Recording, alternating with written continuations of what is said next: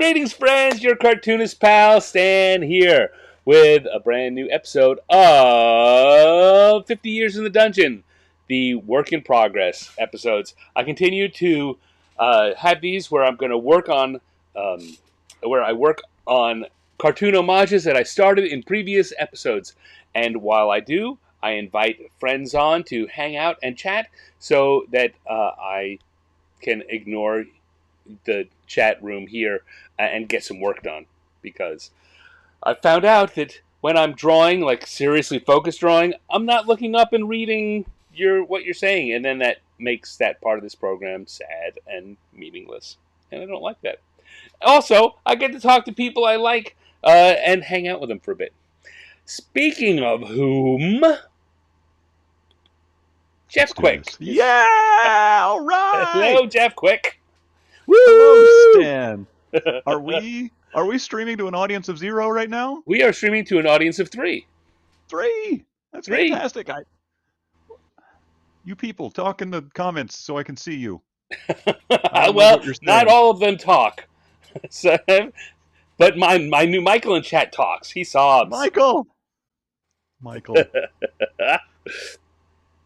Michael, I should have sent you that thing last time anyway. Dude emailed me and then just never followed up. I was like, okay, send me your address and I'll send you something.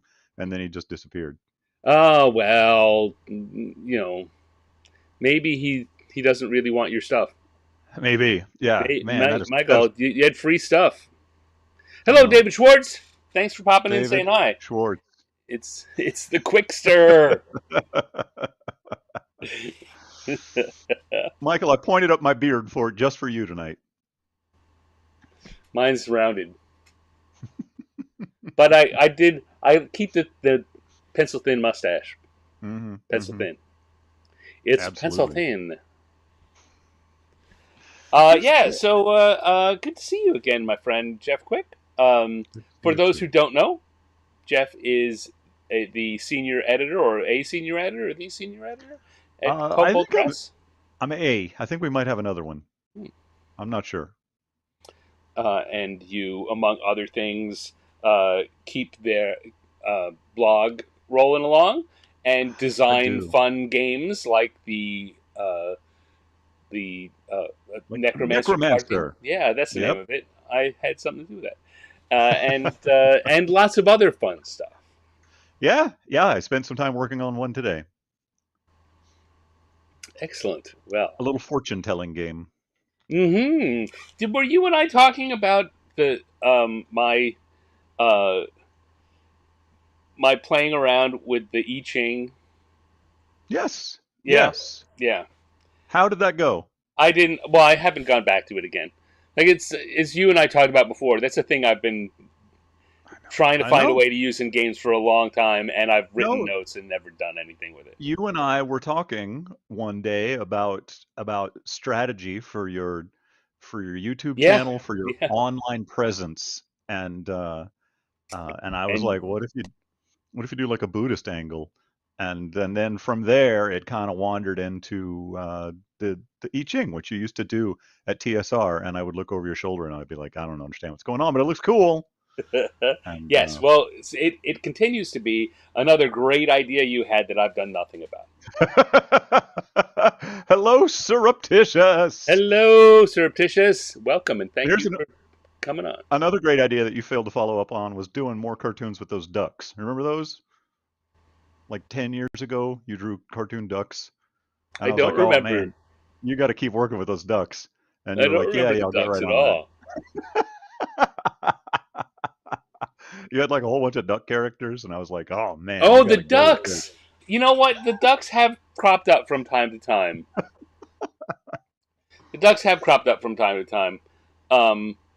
About 2 years ago, so as you know, Jeff Quick, I have over the years played around with about 18 different versions of, this is a rules-light game I'd like to use. And I've occasionally tied them to settings and tried to make them that way. And then I've made them just rules on their own and tried to make them that way. And none of them ever panned out. Yeah. But there was a time about 2-3 years ago where I was working on a one using those ducks. And like an iteration of or a spiritual successor to the Disney Duckburg kind of setting Mm-hmm. of these Mm-hmm. characters and like that. Yeah. Yeah, and so that went nowhere. That's also sitting in a folder. I've got so many things sitting in folders. David Schwartz is asking, I Ching game? Like sticks instead of dice? Not really. What do you have to say about that? It started out with a way to use uh, I Ching as a basis for a kind of like what's the phrase I'm looking for? It's kind of a, a yay or nay. How do things generally feel? Like, say, an augury? Yes, yeah, yeah, like a generic augury kind of thing. Weal Um, or woe? Yes. yes, that is exactly the phrase I was trying to think of. An extended wheel or woe, and and so that was the hook that it was based on, and then the idea of doing that as a product for generic use, Mm-hmm. something Mm-hmm. you could put in your game. You want to figure out what the situation is or how things might turn out. Well, here is based off the I Ching, Mm-hmm. the results of casting the coins or the sticks or whichever version you want to think about it, replicate it with dice, and then the product would give you a reading for each I Ching reading. And Yeah. one of the things Yeah. that you had suggested most recently was that rather than try and make this a whole thing, that I, for my social media, for my presence, for my do a little thing at a time that'll build up into something big, just do one of the I Ching ideograms per week. Mm-hmm. Mm-hmm. Mm-hmm. And then over the course of 64 weeks or fewer, I would have a Mm-hmm. product. Yeah, man. And The maybe even like hexagrams, yes. a brand, right? Like, Yeah. the I Ching GM or something like that. Like you could you could be that guy, right? You could be that oracle. You could totally. I am the I Ching DM. That's actually pretty similar to what I was working on today. What this thing is supposed to be is, I don't think I'm telling tales out of school, but if I am, pretend you didn't hear Oops. this. What it's supposed to be if is if you are, then you didn't hear it here. Now tell is me like more. you could do fortune telling for your character in the game, but I guess there's no reason why you couldn't do fortune telling out of the game with the same sorts of ideas. The thing that I would like to add, that I don't know if I'm going to pull off just because it might be too much effort, is I would like to use the fortune telling as a way to make a character. And so, Mm, like, I'm gonna throw down this major arcana and the 10 of coins or whatever, and right. that means I'm a dwarf fighter. Great. That sounds like fun. That sounds like fun. Um, yeah, yeah, I think so. I think I've been. We all heard the Ducktales here first. No, no, it's been said elsewhere. This is not first, but it is most recent. Um, Michael says he has a complete guide to the I Ching if I ever need a reference. Michael, I have like 6 different I Ching books and references. That is not saying I don't want to see yours, because I do. I would love to see yours and add it to the mix. Maybe you having a gaming perspective might be just the extra bit I need. On the other hand, I might look at it and say, I've read 5 pages. I've read 5 paragraphs of this, and I must stop now, Michael, because you are too close to what I'm thinking, and I don't want to rip you off. Um, but yeah, that would be awesome. Yeah, I mean, there's been a lot of instances. You know what? Let me get to the drawing so we can have these conversations. People don't need to Let's see our get to the faces while we drawing. do this. No. Who wants to see us? I mean, I love seeing you, Stan, but I have your picture hanging next to my monitor all the time anyway. Right. Yeah, right. What? So come over here, and our drawing this week is I'm picking up on the Phandelver and Below, the Shattered Obelisk, the drawing I started while I was having a conversation with Hmm. Amanda Hammond, Hmm. who is a Oh, senior hmm. designer at Wizards of the Coast now. Have Uh, you played Shattered Obelisk? I think I played the original. I think so, I ran through. I played as a character at a convention or event somewhere. Either a partial version of it or a, a shortened version of it. Not Shattered Obelisk, but Lost Mine of Phandelver? Yeah, Is that what you're saying? Or you actually yeah. played Shattered Obelisk? No. I'm talking What about about you, Phandelver. I have not played Shattered Obelisk. I've not played the extended one. chat? Let us know if you have played Shattered Obelisk or Lost Mine of Phandelver. I ran Lost Mine of Phandelver. I've run it like 1.5 times, and it's good. I really, Yeah, it's well written. It's all well put together. Um, uh, Pleasant surprise after a lot of the swings that Wizard has taken in the fifth edition era.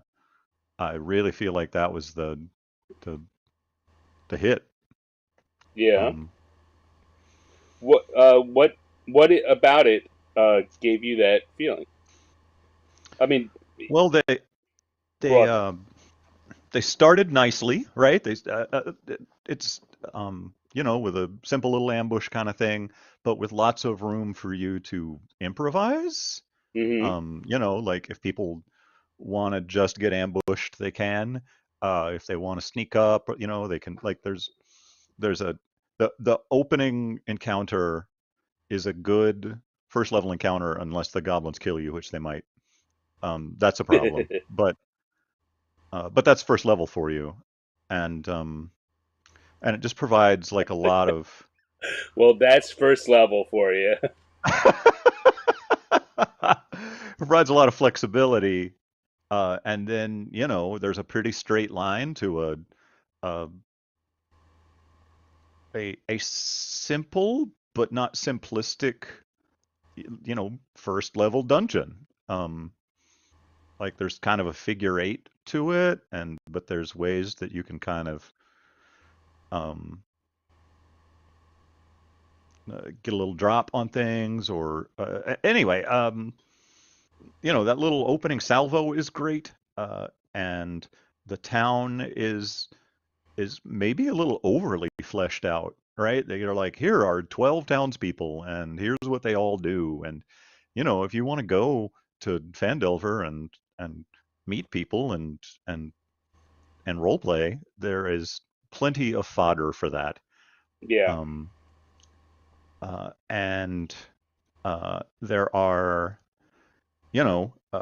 there's a short string of kind of like lead you by the nose, kind of this is the next thing. And then there's like half a dozen, like, here's some other things that are just going on in the area, right? If you right. want to drop hints for this or go traipse around or whatever.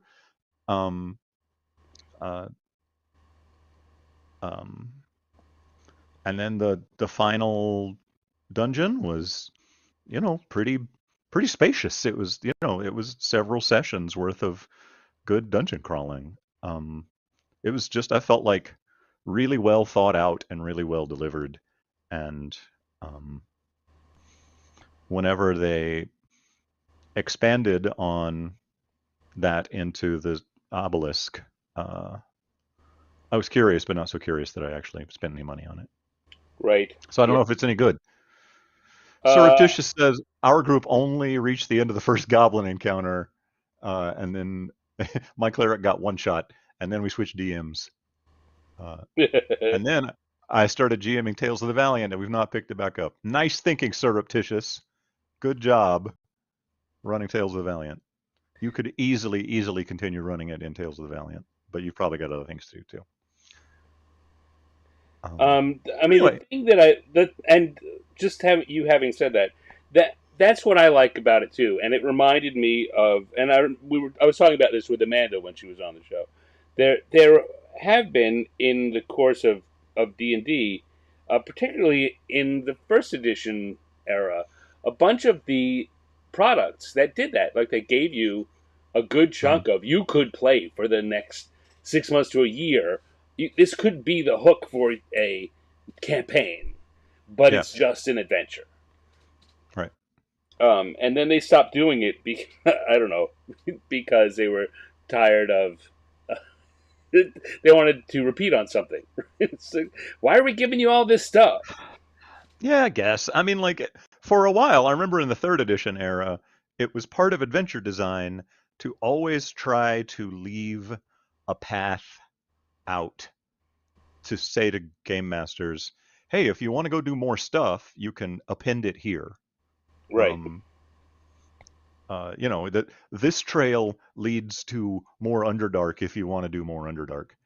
And I always found those a little gratuitous. Like was never like, man, this adventure is so great that I need to keep this rolling. I need to, you know. But um, I don't know. In theory, it's a good idea. I just when I'm buying an adventure, I'm usually like, this is the thing I'm doing. Right. Uh, I have I have bought this because I don't plan on making things up. Um, Michael in chat has a question for Jeff. He says, for the Necromancer game, you said that you are the game designer, and then you handed it off to a developer. What's the difference? Um, the difference is similar to a writer and an editor, um, in that the writer sort of puts down the bones, and gives you a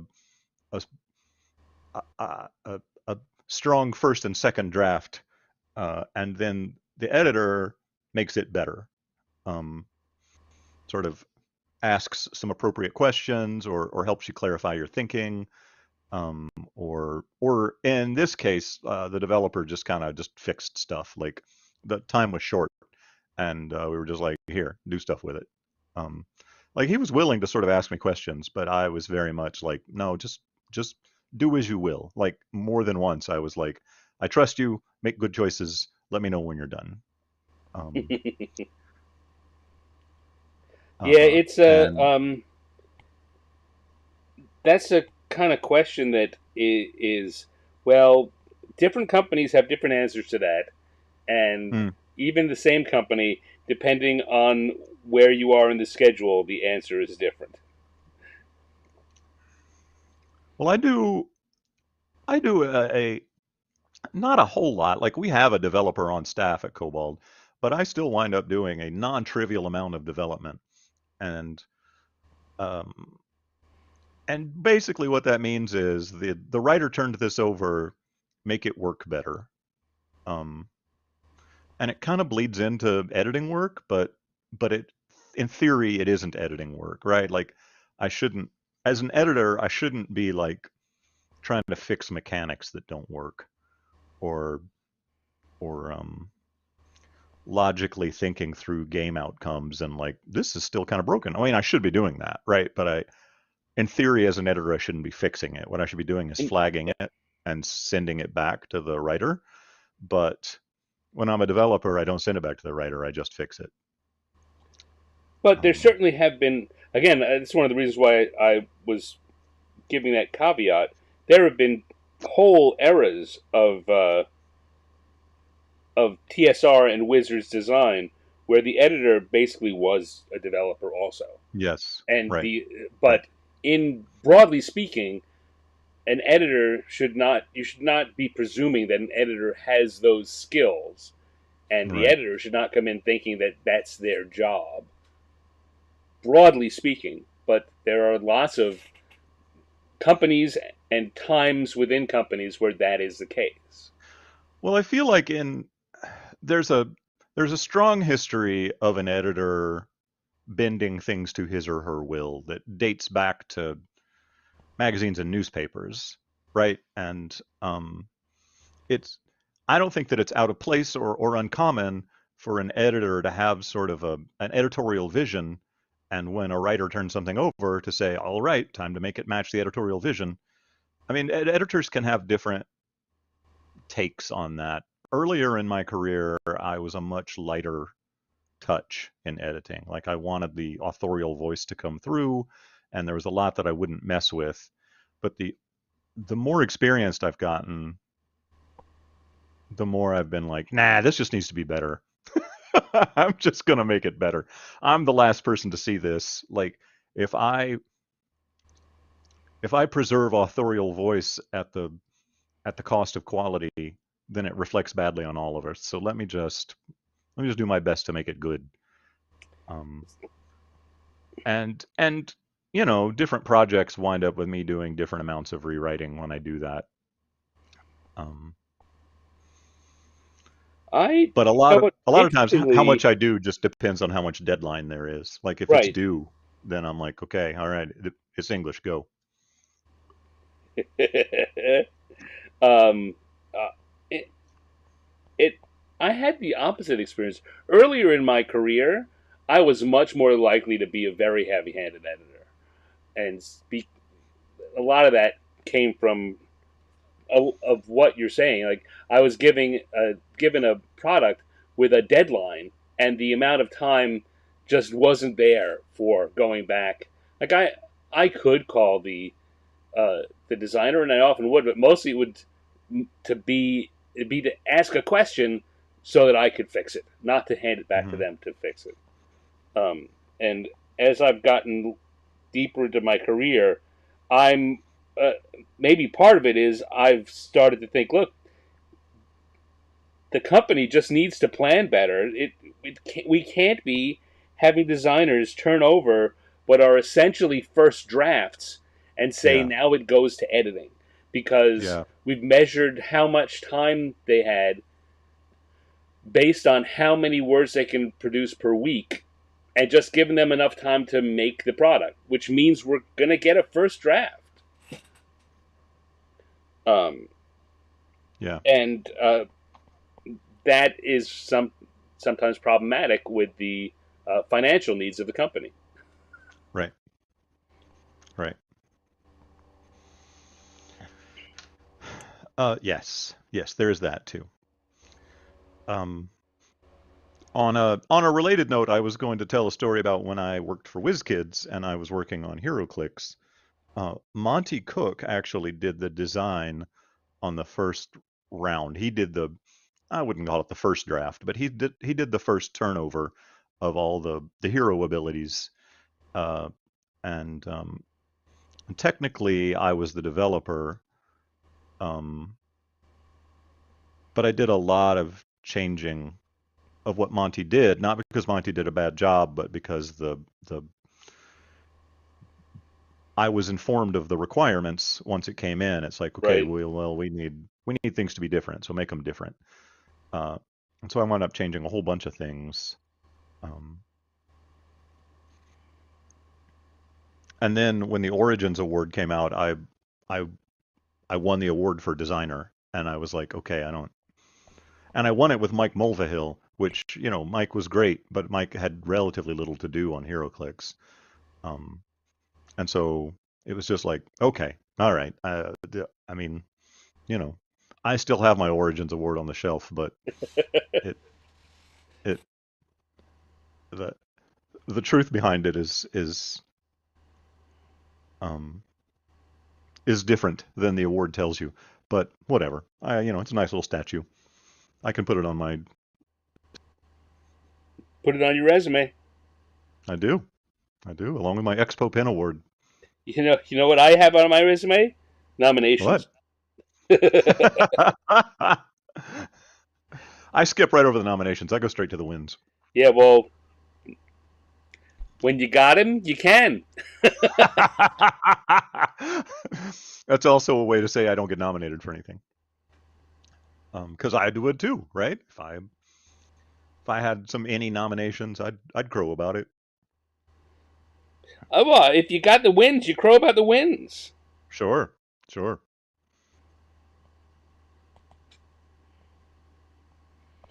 Um, yeah, someone. Our friend of the show, and you're my personal friend. Anyway, Dale Donovan Dale. sent me a question the other day. He's saying, Yes, yes. "Hey, did you have something to do with a game for the Warrior Cats?"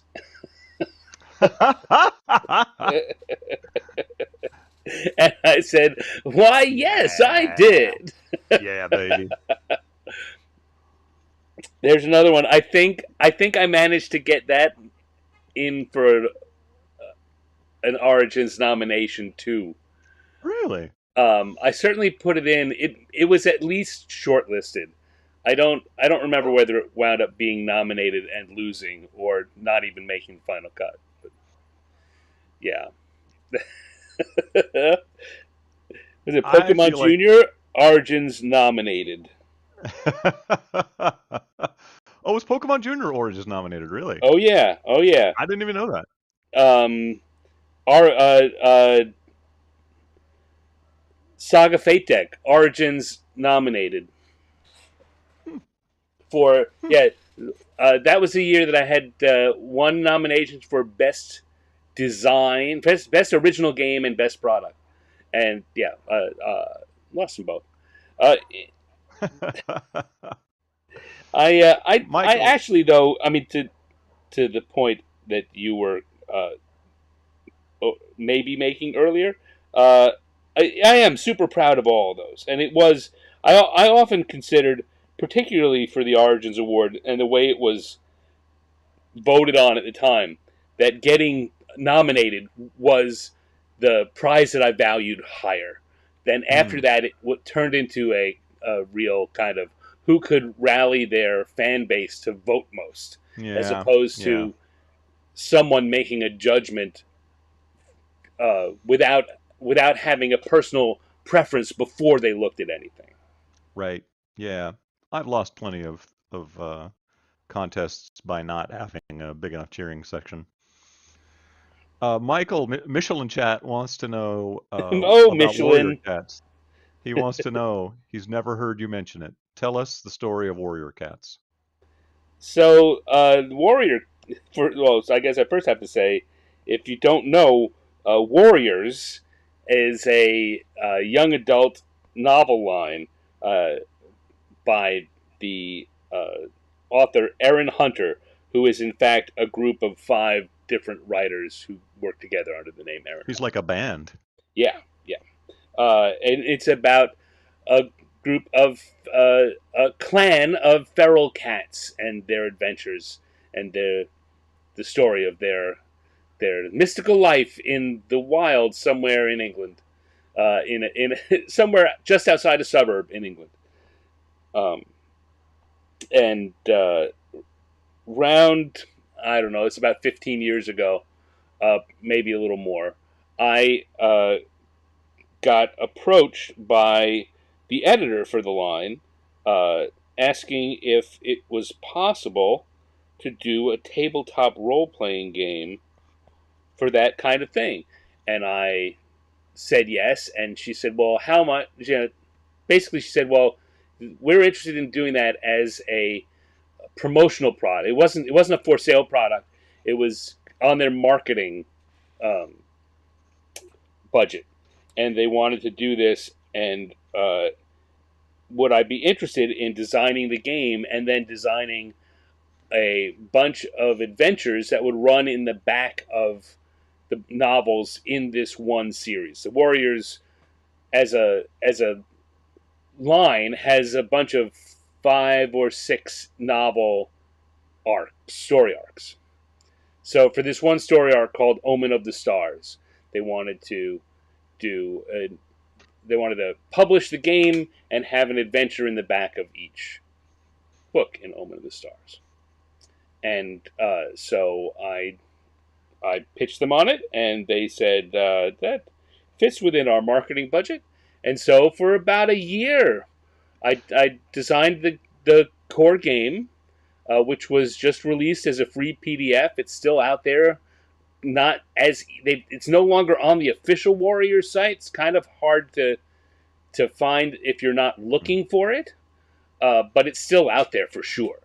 And then if you find any of the Omen of the Stars novels in the back of each of them, and one or two other kind of um, besides the novel lines, they also did like clan books and kind of source books. So for a couple of the source books also have adventures that I wrote, and so I designed this game. The core audience were 8 to 12-year-old girls was what they considered their core audience. So the game was designed. I designed it with an eye of that being the main audience, but hopefully it being a fun game for everyone to play if they wanted to. And these days, that's referred to as the K-pop Demon Hunters demographic. Yes, yeah, and I'd love to get hired to do something for that. Me too. Hey, Cindy Robertson says is just popping in for a bit. Do we know who Cindy Robertson is? I do. Hello, Cindy Robertson. Thank you for popping in for a bit. Good to see you. All right, keep going. Sorry, I just want to. That's about. I mean, that's coming towards the end of the story. The game itself was diceless, and with a where the GM role would, which I use the narrator as the term, the narrator role would pass around from player to player within each adventure. So no one had to be the narrator. Everyone could play. Everyone could participate, and it was again based on behavioral patterns and the things I'd read about what 8 to 12-year-old girls like to do in their social situations. It was a lot about functioning in that realm, and so there was not randomization as much as there was consent and storytelling, shared storytelling. The end. And it was a huge success, and they asked you back again and again. Yeah, right? I wish it was. You know what? It was I thought it was a huge success. It turned out it was not a huge success because they. I mean, it was a marketing thing, so it accomplished its goals, and it didn't cost. From their point of view, it was pretty cheap, and which was why I thought we should do more of it. The audience really wanted a computer game, and thought when they heard they were going to do a role playing game, word leaked out they had a role playing game. Everyone thought it was going to be a computer game, and so they were disappointed from the time it saw. Like I saw people like, this is like one of those cheesy D&D games. I was like, yes, it's exactly what it is. And so perspective on it did not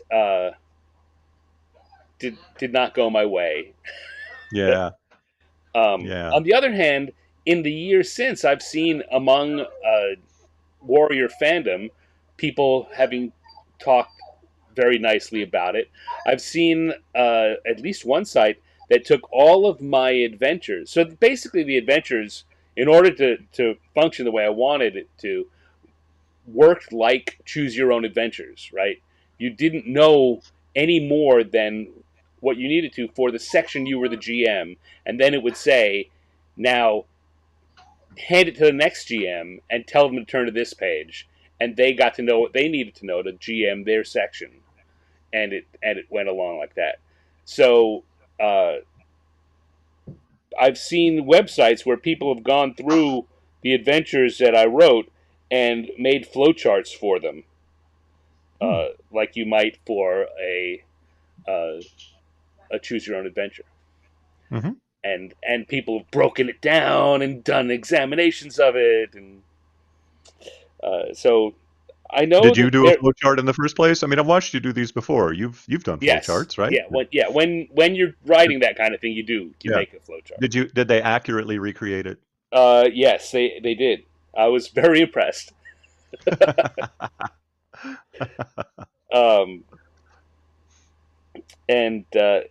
So that's good. Let's say in the end, I think it was very much a success. It did not catch enough of the audience so that they wanted to do. They felt the urge to do any more of it after we finished that, which was fair enough. I was hoping that maybe they'd caught enough of it that someone else in their publishing department might want to do it for their series, but that never happened either. Philistines. Yeah, well, what are you going to do? What are you going to do? Move on. Move on to the next. Yeah, you add it on your resume, and you wind up talking about it on a live stream 20 years later. I remember at the time we were talking about it, and you were like, I gotta think of a challenge. I gotta think of an enemy. And I suggested a Rat King, and you thought that was inappropriate. But I thought a Rat King would have been great for I think Warriors. I'd still think, yeah, for those novels, that's not the kind of thing that would. But in general, yeah, the Rat King is terrific, but that's not that IP. A few years ago, I saw a Rat King in the Hilda cartoon on I love Netflix, and Hilda. I was like, huh, Rat King, good I got enemy. a couple of Hilda books over here.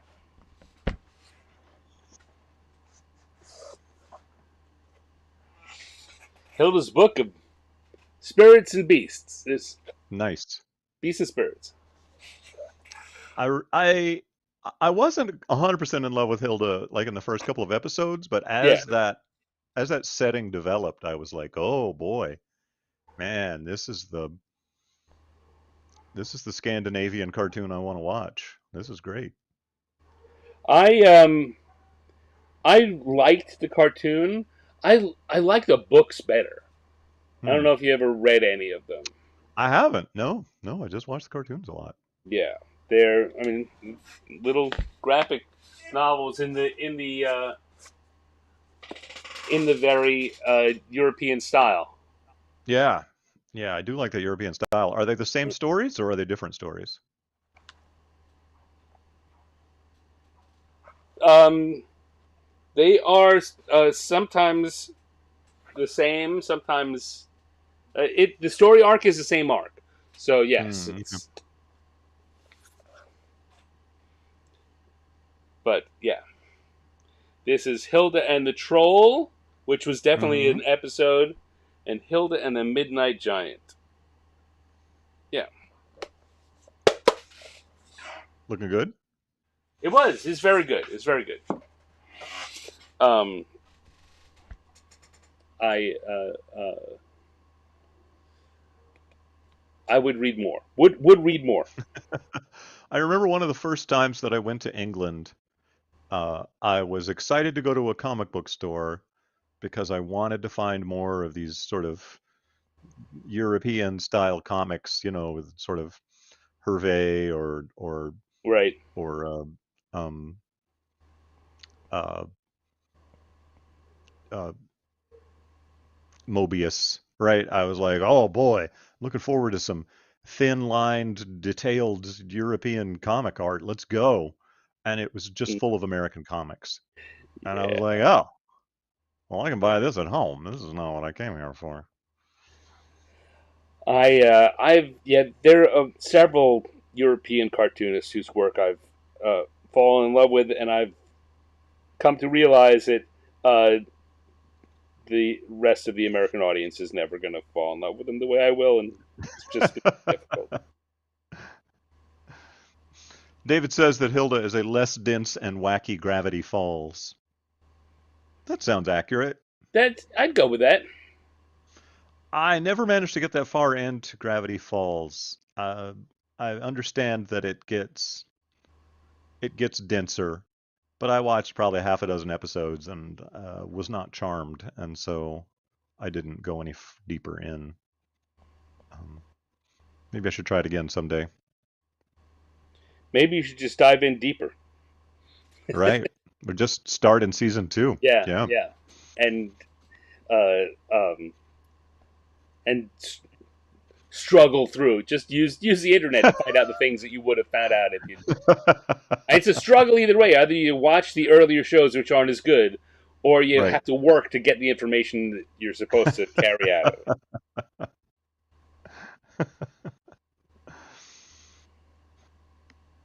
Well, there's just so much to see and do that I um, have a hard time struggling through things that don't catch me because Yeah. there's bound to be something out there that's going to. What I need is a return to my childhood where a lot of it was crap, but I didn't really have any choice, and so I just watched crap. That sounds like the solution. Yeah.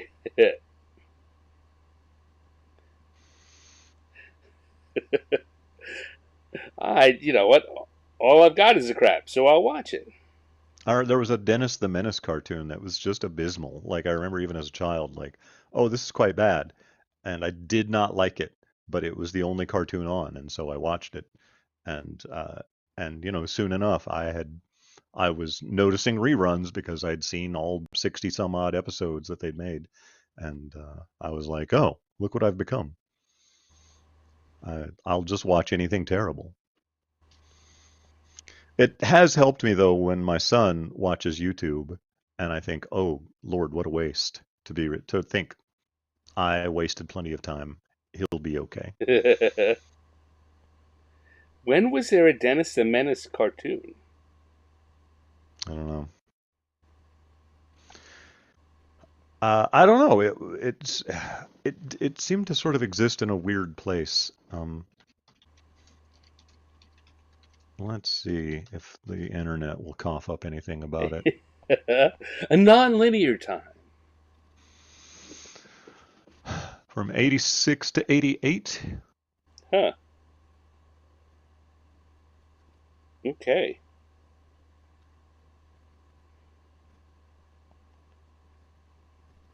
That Yeah, can't I be wasn't right. watching anything that didn't really catch my eyes then. I wasn't.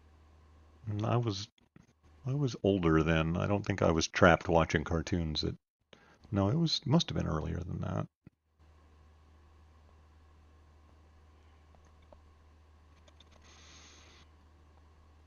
Hmm. I don't know. The art style looks right. Do you? I do remember the terrible 1950s live-action Dennis the Menace show, which even on reruns I wouldn't watch. I only watched a couple of episodes of that, and I just remember it being sort of slow and dull. I don't remember. Right? I mean, Dennis the Menace Yeah, needs to be getting into trouble, causing problems. he was not. We don't need The Father Knows Best pacing on that. one thing I did love, the guy who played Mr. Wilson was awesome, but the show was terrible.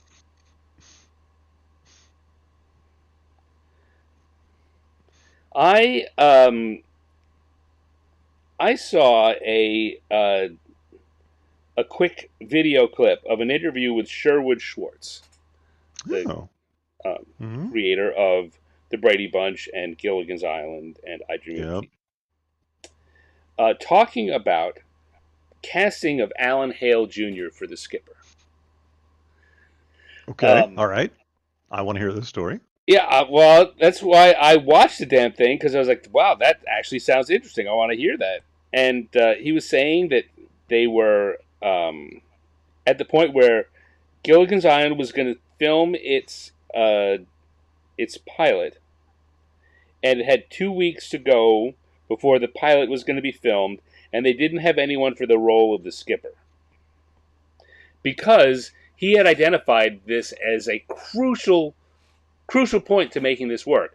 You needed someone to be this big tough sailor guy who, when he smacked Gilligan over the head, it didn't feel like he was bullying him, and he needed to be both that kind of big tough imposing guy, but also a big enough pussycat that, I mean, you Yeah. never really thought that the skipper was hurting Gilligan, right? Right. He'd Right. smack him with his hat and go, "Oh, you Gilligan!" Yeah. Right? Yeah. And he couldn't. They hadn't found anyone who didn't come across as this guy's just beating up the nerd. Um, and they didn't know what he was going to do. Like I said, 2 weeks before the pilot shoots. I like that not beating up the nerd wasn't an option. I mean, of course Gillian's going to get swatted. Well, that's the story. That's where the story lives.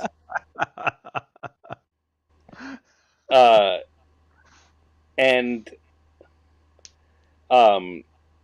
so Schwartz and his wife were out for dinner one night, and they're at this restaurant, and on the other side of the restaurant, he looks up and he sees Alan Hale Jr., who he knew just from as an actor around town, but had never met. He didn't know him. But he looked at him and he said to his wife, "Oh my God, that's the skipper." And the wife said, "Oh yeah. Oh yeah, that's exactly who you should get. You should go talk to him." And Schwartz said, "But I didn't know him, and you don't just go and talk to someone while they're out at dinner." So I said, "No, I'll call his agent in the morning." And so he did. He got up in the morning, and first thing he did, he got on the phone, got Alan Hale's agent's number, and called him. And he said, "Hey, I got a part for Alan Hale. I need him to read this script." And the agent said, "Well, he's not. It's going to be 2 weeks till he can even get back into the office." He says, "What are you talking about?" He said, "He's out of town." He said, "I just saw him last night at a restaurant." I said, "Yeah, but at 4 this morning, he and his family went up to Utah, and they're camping in a canyon that they had to they're taking a mule train down into a canyon to camp for 2 weeks." And Schwartz is like, "But I have this thing. I need to know. We're filming." He says, "Well, if you can't get down, he can't come in and shoot anything. If you can get a script out there, I can try and get a message to him. Maybe he'll come out of the canyon to read the script." And so Schwartz agreed to that, and sent the script out. And Hale did. He took a mule back up out of the canyon and read the script there, and said, "Yeah, all right, I'll shoot a pilot." And it has to 2 weeks. We're shooting on these days. They weren't really sure whether or not he was going to show up, but he did, and he was perfect, and he became the skipper. The end.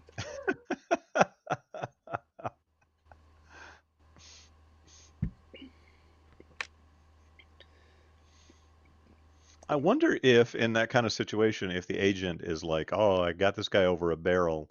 I'm going to squeeze him for an extra 50%. He wants Alan Hale so bad." Yeah. Maybe, but on the other hand, the question is, how much was Alan Hale working, and how much did the agent think, "I'll get that script out to I'll get it. If I've got to go down on a mule myself, I'll make sure he reads it."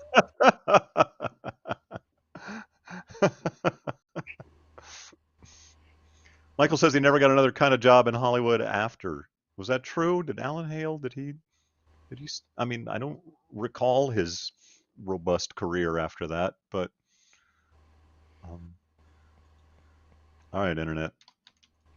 What does the Internet say? It's not like he wasn't. It's not like Alan Hale Jr. was a big Hollywood name to begin with. Yeah. Yeah. I was watching a movie a couple of weeks ago that I watched it because Steve Winter, our friend Steve Winter, was telling me about it. It's called Algiers, and it apparently was a big influence on Casablanca. It was one of the movies that influenced the development of Casablanca. And he had told me about it in honest, which is to say not completely glowing terms, but made me think, "Oh my God, I want to watch that." And I did. And it deserved every non-glowing description he gave, and it's understandable.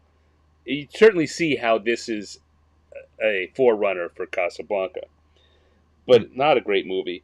And one of the characters is played by Alan Hale Sr., who is very easy to mistake for Alan Hale Jr.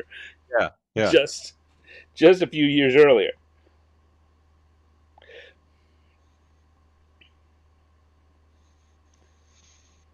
But every once in a while, I think there's something weird about him. It's like, oh, it's not the skipper; it's his father.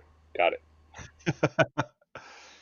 He did a bunch of things, but nothing so regular. He would just appear on one episode of things, or Yeah, but wasn't his career like that beforehand? Isn't it kind of like his career went back to what it used to be? I don't know. So Gilligan's Island was 64, and a bunch of other stuff in his filmography starts in the 80s, going back to the Oh, 70s. Okay, here we go. Yeah, pretty much. He was just kind of a bit part actor.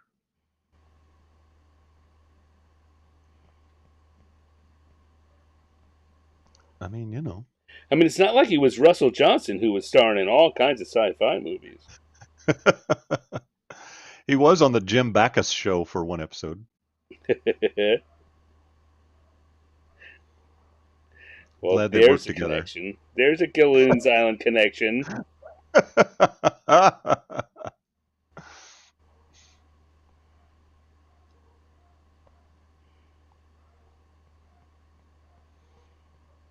I don't know. Is that much of a career when you're in like one episode of everything?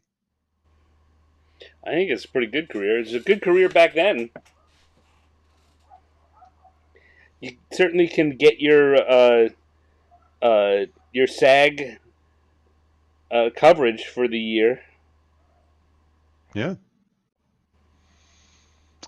A lot of westerns he was in. That was back whenever they made a lot of westerns. Yeah.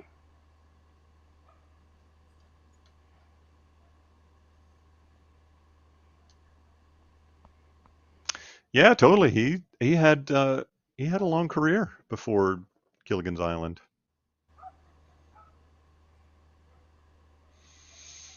Well, good. Good for him. I feel better for good old Alan Hale Jr. IMDb informs me that after his father died, he dropped the junior. He was like a Highlander. He was like, now I'm the only one. I am now Alan Hale, and you couldn't tell us apart anyway.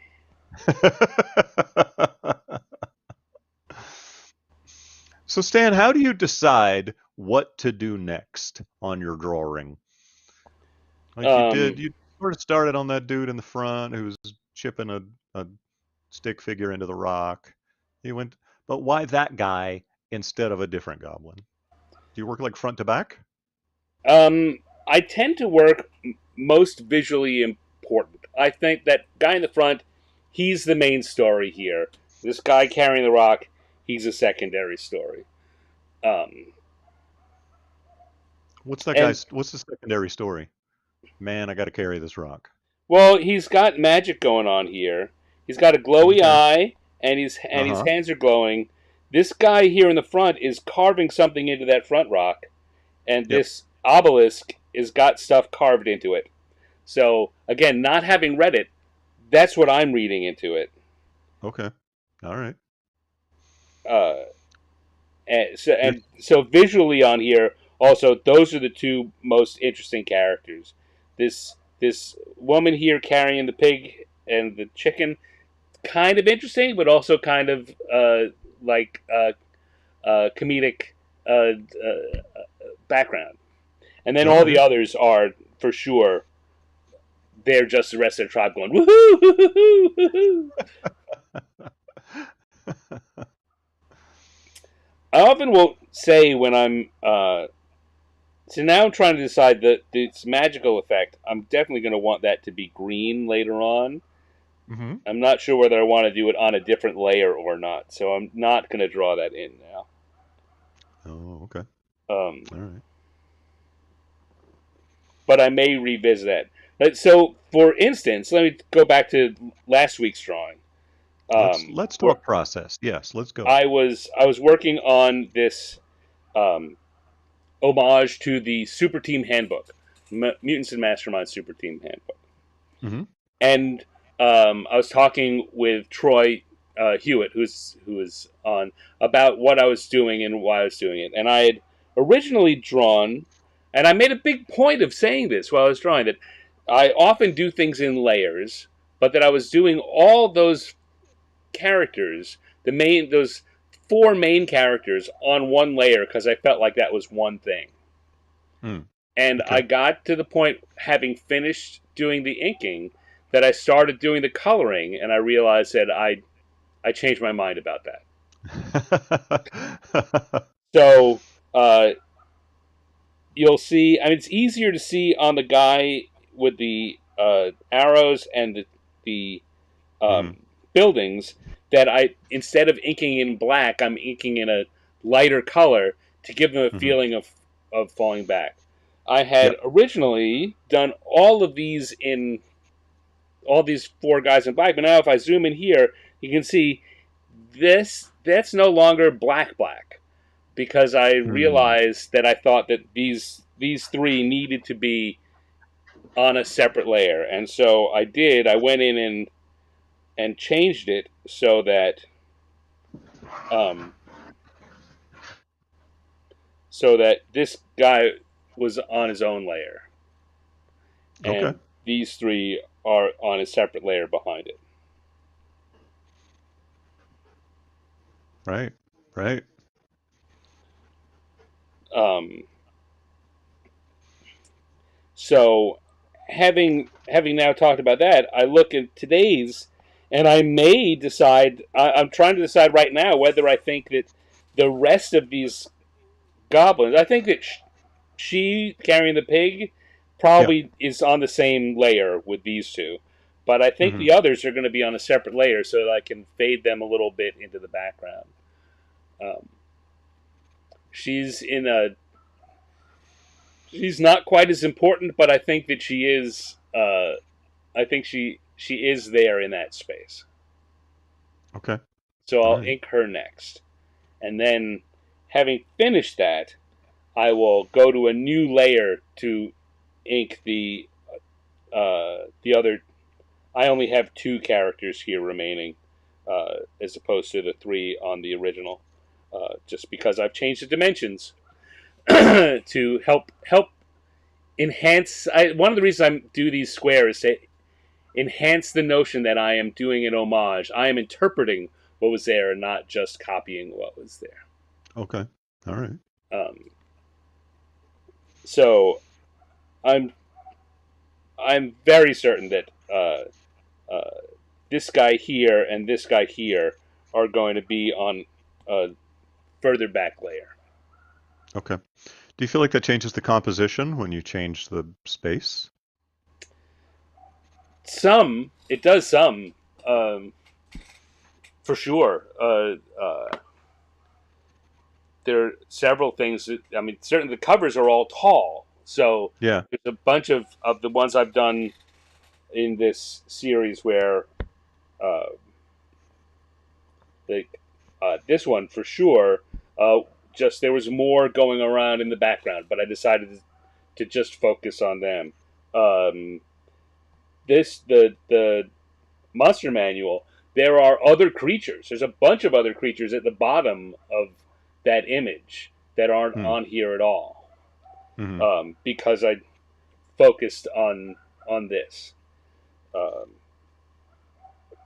it's another good example of that. There were a lot more items in the Xanathar's Guide to Everything. Oh Right? yeah, I remember. I do remember that. Yeah. Yeah. It was a little fuller space. Yep. Yeah, yeah. Um, you could see more of who was menacing these guys on the the Guide to the Savage Coast, or whatever the name of that thing was.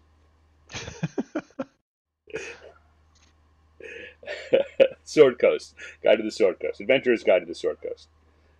Even this one, which is from a one of the Dungeon Magazine online things, was a much taller. You got a much greater sense of the cliff that they were going around, and Oh, and that. hmm. Who So thought it was a good idea to domesticate an owl bear? That doesn't seem like a good choice.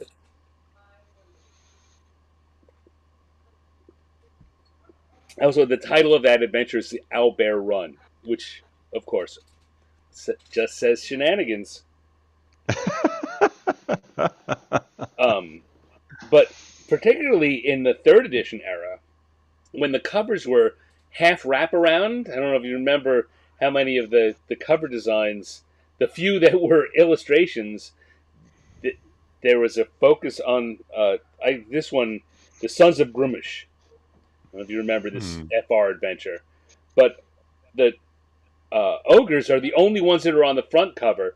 All of those adventures and a bunch of other stuff are from the back cover, and I brought it It's like is around. this like novels you're talking about, No, or this is a adventure. This is a hardcover D&D hardcover, third edition. no memory of this? Nope. Um, That's when I was really paying attention too. What's the name of that and adventure? the Sons of Grumish or Grimch, or however you want to say that. Yeah, Uh, I very don't good. I don't remember the name of this one. I don't remember the name of this adventure. Oh no, this is the Unapproachable East, um, FR source book. But Hmm. there's a wraparound that I didn't do. I condensed what was just on the front cover for this. There's a bunch of spellcasters that are countering this guy that are not here to be seen at all. Hmm. So yes, uh, That context would make it seem less foolish for a bunch of guys with axes to go after a lich. it would, but you know what? It also, you couldn't see them on the front cover anyway. So um, yeah. So Do you know who you know who Barton Heyman is? Barton Heyman. Michael in chat is mentions that Barton Heyman was another character who did only single appearance guest stars, but I don't even know who that is. He I didn't don't. have a Gilligan's Island moment. There's there's a lot of people when you wind up on their IMDb page and it's just filled of one episode of How Wide Is My Valley and one episode of The Rifleman, and oh Yeah. look, they were on an episode of Wild Wild West. Oh, they played someone on Star Trek once. Huh.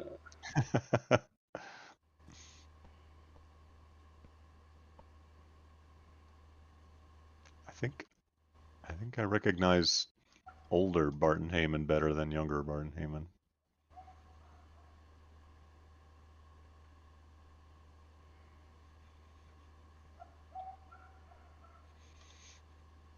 All right, okay, good call, Michael. Neither one of us knows him, but I'm ready to believe you. Um, We're ready to believe you.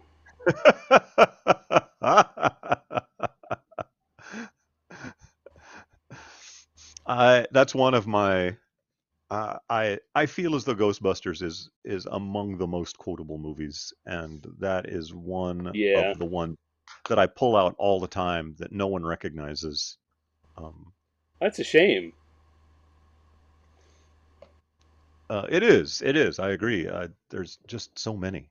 Uh, Whenever I sarcastically say that was your plan, nobody ever knows. Yeah. Get him.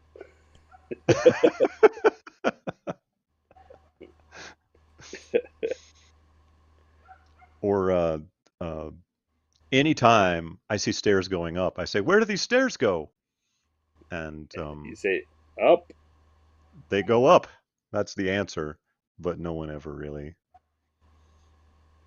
They might say up, but they don't get it. They're not doing it right. And a joke that I absolutely love from that movie that I didn't catch until like the fifth time I watched it was listen, do you smell something?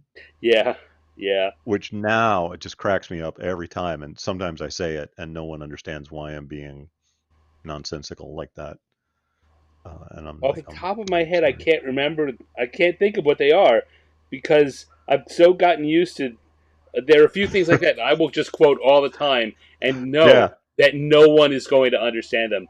And one of them, God, now I wish I could really remember what it was because recently someone did get the reference, and I was like, "You are my best friend now." There's several. There's some from The Princess Bride too that are just so worked into my vocabulary that I don't remember that I'm quoting movies anymore. These are just words that I say. Those are just my idioms. Um, and yeah, I have several of them from Ghostbusters. Listen, do you smell something?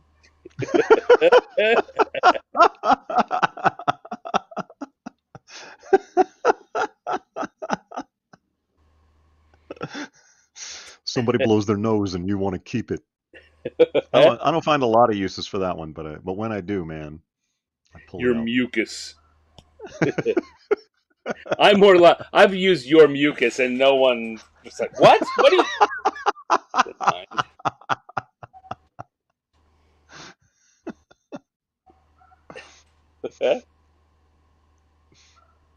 But I've also when someone I you know I'm trying to think of the exact situation. So, like someone puts me on the spot and I'm supposed to say something witty about myself. I'll often say I collect spores and molds and fungi.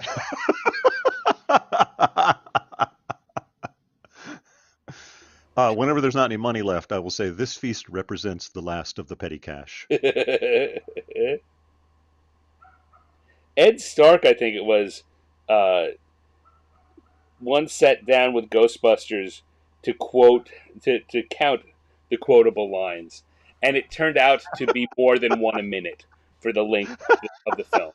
There's more than one quotable line per minute of Ghostbusters. And I have no trouble believing that. I don't. Yeah, I. No That sounds like studying. a very.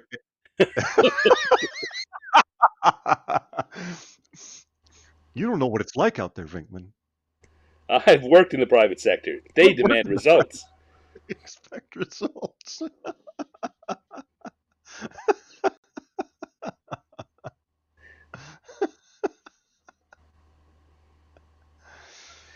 Yeah. Have you seen the two most recent Ghostbusters movies? I watched the Paul Feig one with the ladies, but they're not talking about that one. You mean after that one?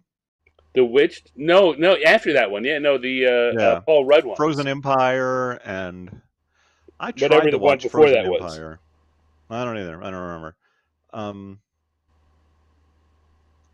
I when it came out, I was like, I have a duty to Ghostbusters to see this, but then it didn't catch me. And then Frozen Empire was on Netflix, and I was like, aha, here's my chance.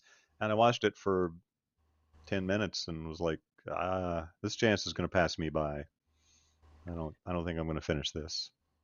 Well, I think I part couldn't of tell it you was having what was seen, unarresting needing to about have it, seen the but other one, right? maybe so. It's you need they like so many things they assume you care about these characters, and if you haven't watched that other one, you absolutely will not. I really liked um, the first one that I can't remember the name of.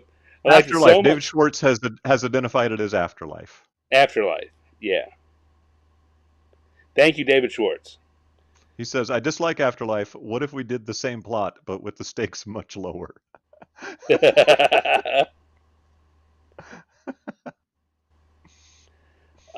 I really liked Afterlife. It had some real weaknesses in it, but I'm Hmm. really forgiving of them. Like I wouldn't put it out there as a great movie, but I really like it. And I understand why people might not. Uh, but I think a lot more people. I wish more people had given it a shot.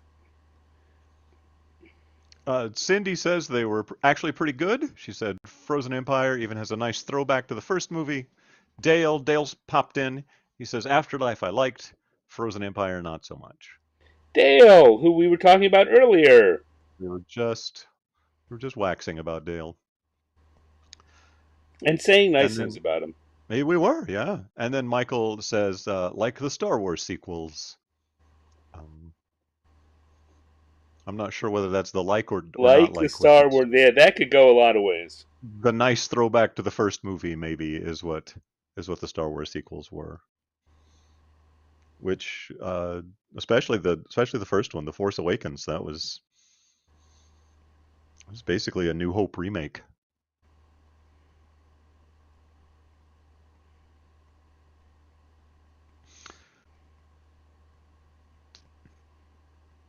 What's your general take on where Star Wars is at these days? Well, let's see. I think my general take is that it's kind of adrift. Um, I think that um,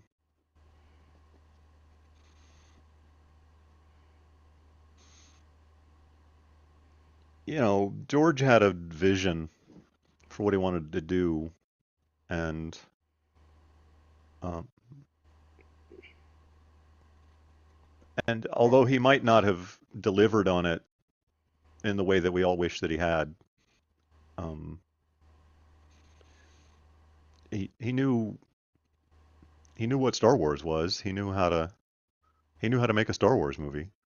Um, and and I feel like Dave Filoni sort of caught the vision and could do it. Um, and I don't know, maybe they just asked too much of him, right? Maybe he just kind of, you know, Mandalorian was great for a little while and then it wasn't, and Ahsoka was fine.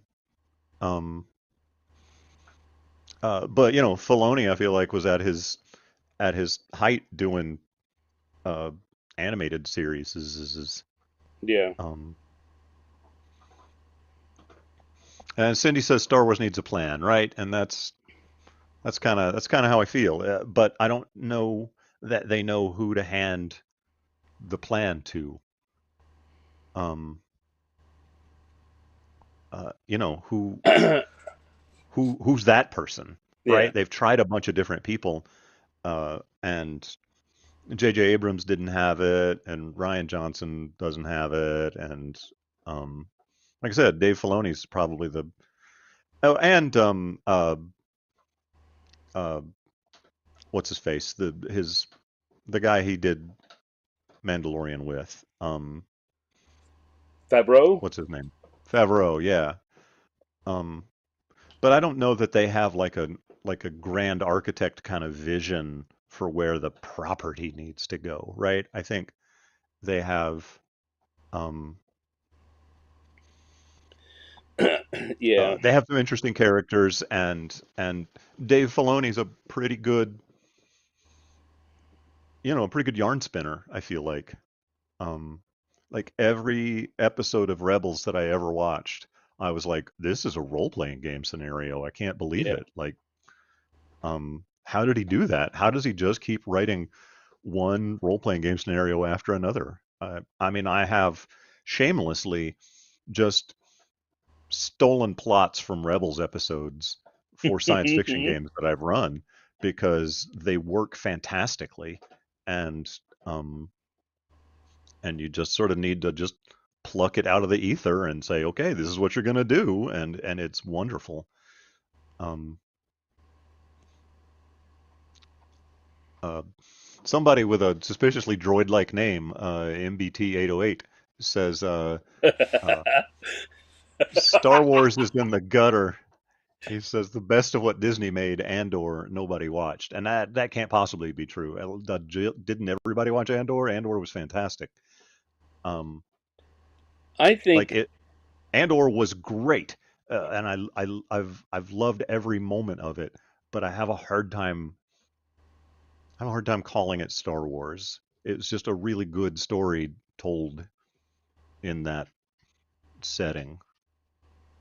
Um, I have long maintained that a Star Wars movie requires all the principals to fly away from an exploding Death Star cheering at the end. Like that's how a Star Wars story needs to end. It needs to end with, something big blowing up and everybody happy and leaving, and then they have a party, right? And then they dance with Ewoks. That's how a Star Wars story needs to end, no matter what. And if it doesn't, if you're trying to tell some other kind of story in the Star Wars setting, I mean, you certainly can, and plenty of people have. Uh, but um, but I feel like you're kind of not doing it right. Um, um, The only thing I would throw out to question that is Empire Strikes Back. right, right.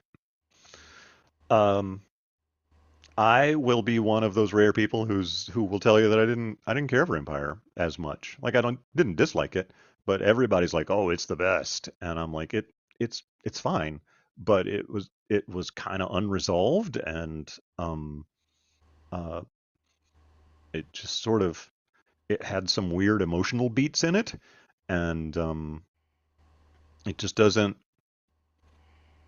feel super Star Warsy. Um I mean, it clearly was. It had all the principles. It George Lucas was directly responsible for it. I wouldn't say it isn't, uh, but um, uh, but I don't know, man. It doesn't it there's no feel good at the end, and uh,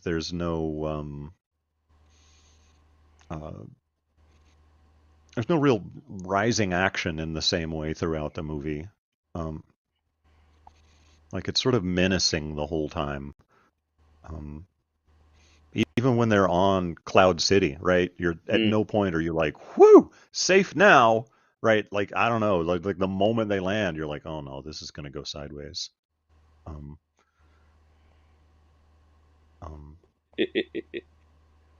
So what I find most interesting about your answer, and I changed that because I find a lot of things interesting about your answer. I didn't want to sound like that wasn't the case. I find a lot of things interesting, but the thing what I find Among the most boring things that you said, there was right. one interesting one. Let's discuss I'm not so much disagreeing with you. it. um, is that uh, I think the biggest challenge Star Wars has is that there are at least four different camps for answering the questions of what makes a thing Star Wars. And when you first said this, I didn't get that you really meant what you did. That the George Lucasy kind of, you know what, it's just a story of a bunch of things happen and you win at the end and you celebrate, and that's what Star Wars is. Hmm. It's Hmm. not it's not more deep than that. It Right. is that kind of Saturday matinee, uh, cartoon style story of, yeah, we introduce a thing and we resolve it. The end. And the bad guys are bad and the good guys are good. Um, Yep. Yep. which is, you know, which I think you very correctly identify as that was George's vision for Star Wars. That, in fact, maybe is the sum total of his vision for Star Wars. Well, he very And clearly. I don't say that in a demeaning way, right? That was No, no, no, not at all. I think he had some things to say about, you know, fascism and democracy, um, but I don't know that it was terribly deep, right? I don't know that we need to do a deep dive on that. Like I think we could probably sum up what he has to say in I a don't yeah paragraph. I don't think he had I, I don't think he had anything to say about that except that you know what? In World War II, we learned that that isn't as bad, and we beat it up, and that's what the good Mm-hmm. guys do. Right? I Mm-hmm. don't think he Mm-hmm. was trying to make a greater point Yeah. than Right. this is a hero story, and heroes, these guys are the bad guys. Period. Right. Right. Fascism is bad guys. Democracy is good guys. Yeah. Right. I mean, like I said, it wasn't not terribly deep, but he nonetheless had that to say. Um, right. Like in Roadside Picnic, which was written in the Soviet era, uh, the the writers of it, like very specifically, and because they were sort of under Soviet oppression, could not make capitalism look good. Right? Um, and they didn't. It was grubby, uh, but um, but they still sort of that's kind of what the story was about, right? It was a little bit about just sort of you know scavenging the ruins of something you don't understand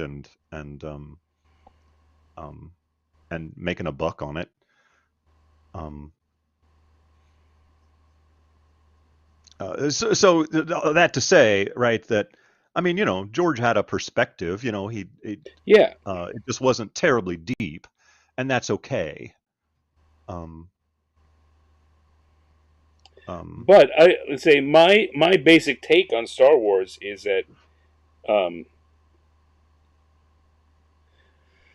let's say there are at least three or four different basic presumptions on what it needs to be Star Wars, or what the universe, the galaxy long ago, far away is, and is about. yeah.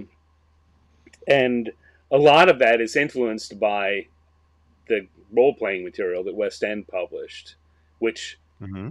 Hmm. fleshed out and gave uh, um, Yeah. more meat to chew on. Let's just, Yep. and not trying to cast aspersions or say something's good and another thing's bad. Just it, but it changed that thing, and people who have come to it and wanted that, or wanted something more than the Saturday afternoonness that George identified, and you just identified. That is Star Wars. No, it's more than that. Well, it can be. You can I mean, tell I those wouldn't. stories there. Well, no, I have. It's not like I have no use for that, but I don't want to see more of that. Right? I saw Star Wars. Maybe once every 15 or 20 years, I could use another one like it. But that's one of the Yeah. reasons why I didn't find uh, the the property as absorbing and fascinating as many of my peers did, because I kind of Hmm. identified the same thing you did and said, "All right, well, that's it for me." And no knocks against it. It was awesome. I loved Star Wars, but I'm done with it. I would be happy to see a bunch more like it. Like I feel like the Rebels and uh, to a lesser extent the Clone Wars, right? But Rebels definitely, right? There were all the time. I loved the Gendy They Tartakovsky they Clone Wars stuff. oh well, yeah, that was great, but for Yeah, different reasons. But it was super good, right? I mean, that was because you're like, wow, Tartakovsky is so good at what he does, and he happens to be doing that in a Star Wars milieu right here. But um, uh, but I loved Primal too, and that was yeah, not Star Wars. right. Um, but like I mean, it's a little bit of a stretch, but basically every episode of Rebels involved some amount of flying away from an exploding Death Star. Um, Right. not all of them, and there's subtlety to it, right? But there was lots of thrills. There was lots of you know pointless gunplay and running around and jumping over things and and ridiculous action sets. And then at the end, everybody got in the ship and flew away. And whew, wasn't that great, everybody? We certainly have learned some sort of short-term lesson here. Um, and yeah, I mean that's what I want my Star Wars to be.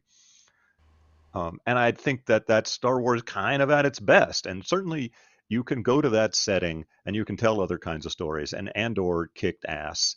Right. Um, uh, but again, Andor would have worked without being Star Wars. Mm-hmm. Andor was just good.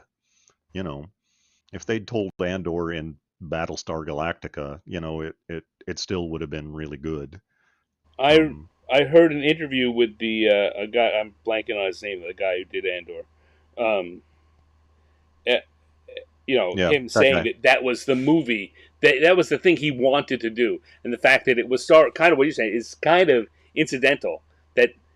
That Star Wars let him do the thing he wanted to do, Uh-huh. Uh-huh. and there are people I know, and some of whom worked on Star Wars RPGs for a long time, who that's what Star Wars is, and they've Hmm. been waiting forever for someone to do an Andor, and the public reaction to it uh, says a lot about how much of the public doesn't think that's Star Wars. It thinks like you do, or like some of the other takes on it. Yeah. Yeah.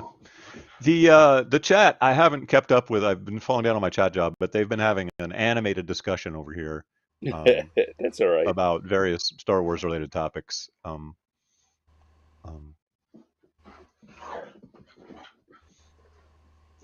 I'm not even gonna. I'm not. You Don't guys are doing great over there. I'm not. I'm not gonna say it all out loud. But you guys are nice work. doing great.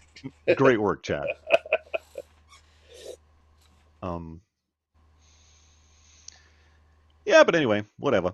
I've got a role playing game that I'm writing right now, just sort of for my own amusement, Yeah. and that's where I've stolen a bunch of Rebels plots and just like dropped them into that game as I play test it, because it just works. It just totally works. Um,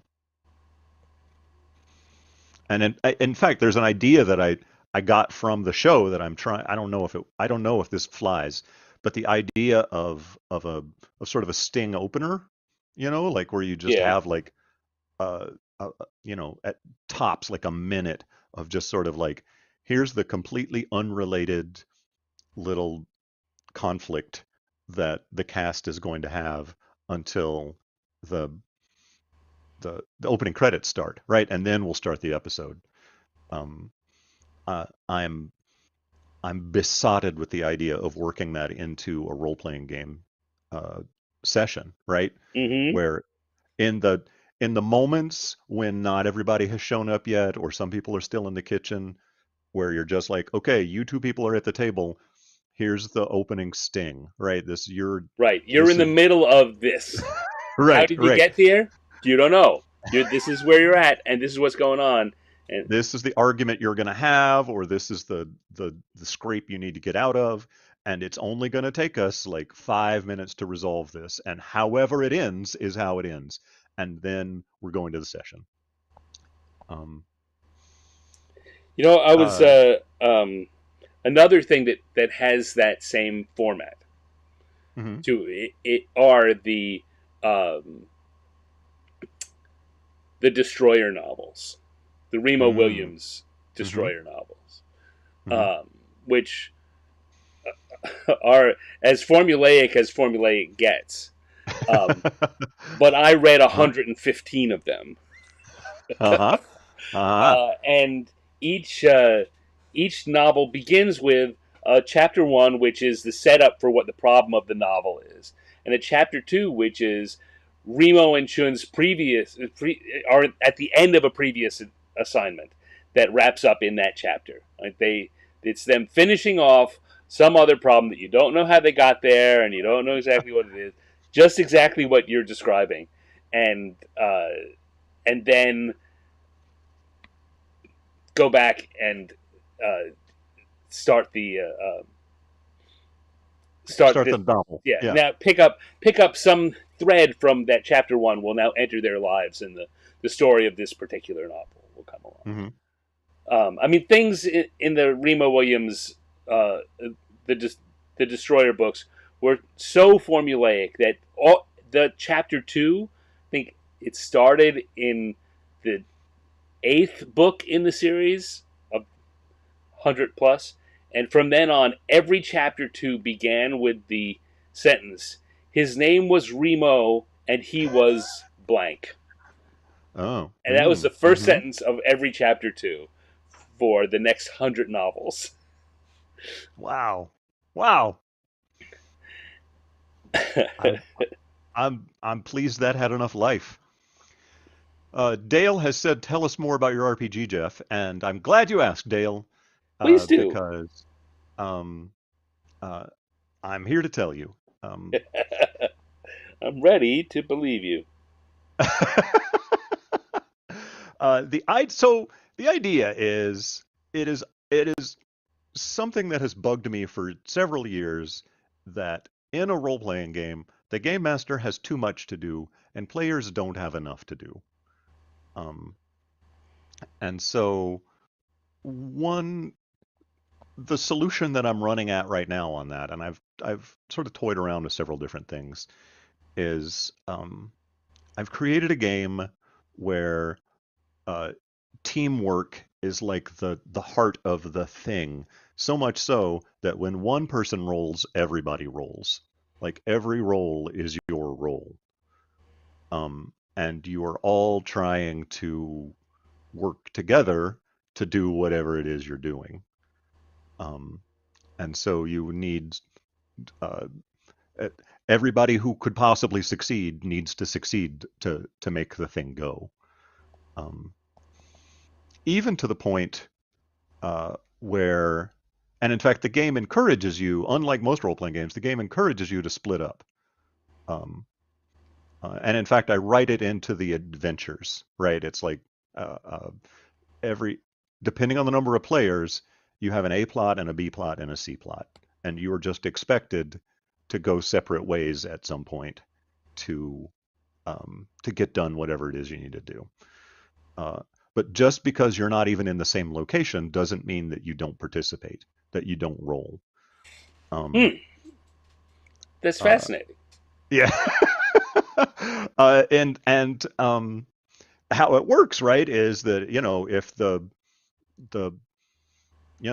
the Jedi and the diplomat are off getting engine parts or whatever, uh, and the the the scoundrel, you know, succeeds at whatever role that they're rolling on, they're like, what would Han do if he were here? Let's do that, right? And so the fiction is that you're thinking about that person, right? Or that person as a team is still sort of affecting your actions. Um, and so you just use that to roll up the number of successes. And just because there are only two of you doesn't mean you need any fewer successes to achieve whatever it is you're doing, right? You still need Mm-hmm. whole group number of successes. Um, and there's sort of a meta currency economy to it, where you sort of like uh, trade around dice for poker chips. Um, uh, like the dice that you have that you roll are are character resources, right? Like if my smuggler has six d20s, then you know uh, whenever I roll it and you can use it, then I literally give the player the die, and now I only have five dice. And so dice are a resource that I need to make sure that I stay sort of topped up on so I can continue to participate. If I run out of dice, then I can't play. Um, and Huh. so it's been fun to sort of work kinks out and to figure out how to create a game where everybody always plays. That does sound awesome.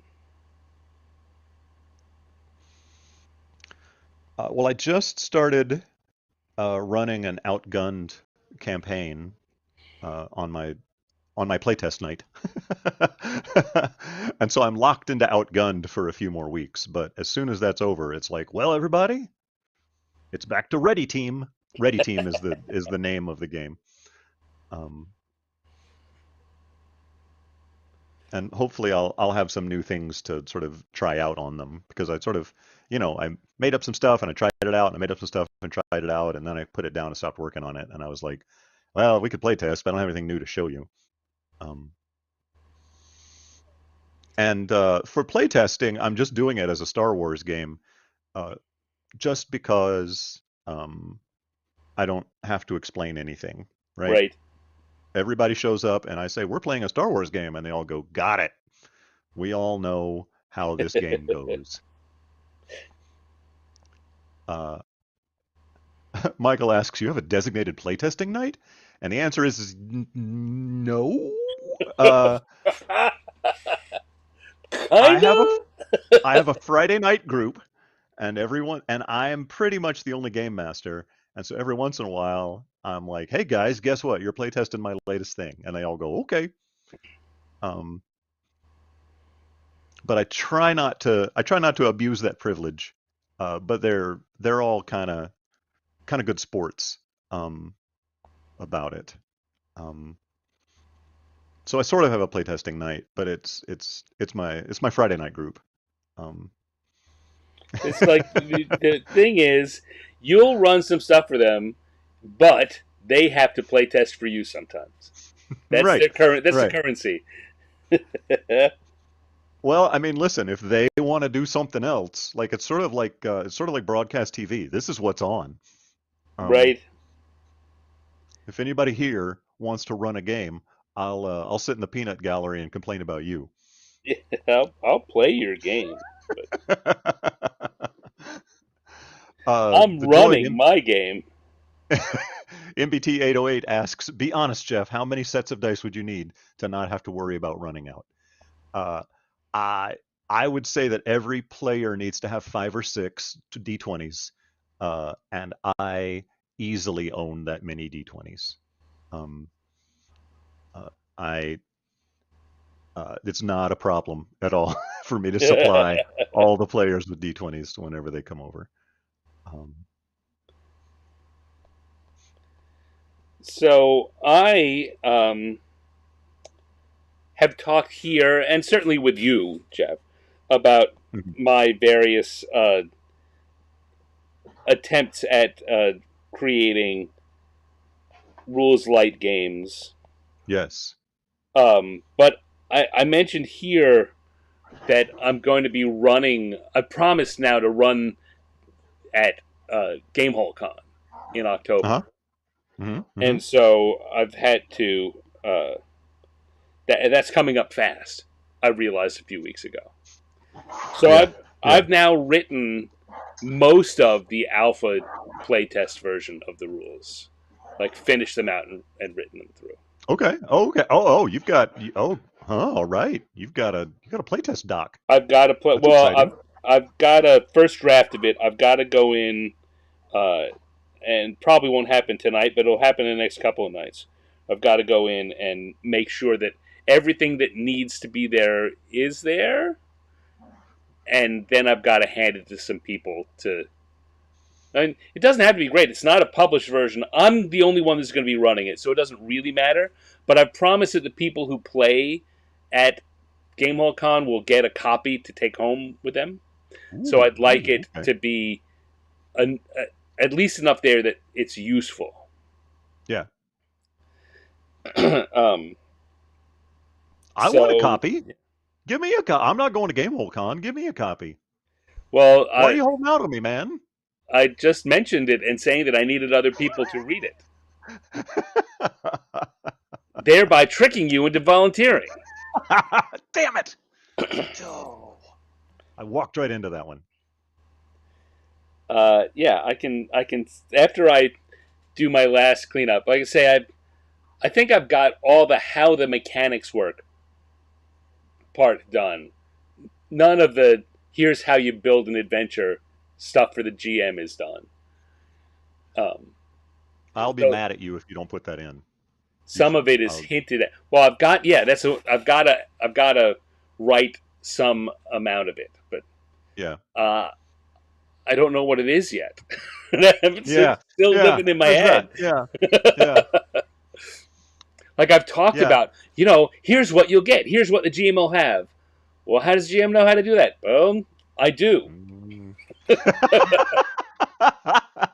This works fine as long as I'm the GM. Right. As long as you have Yeah. Stan in the box. Yeah. Yeah.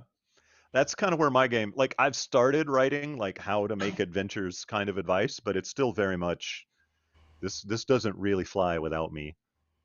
Good luck. Um,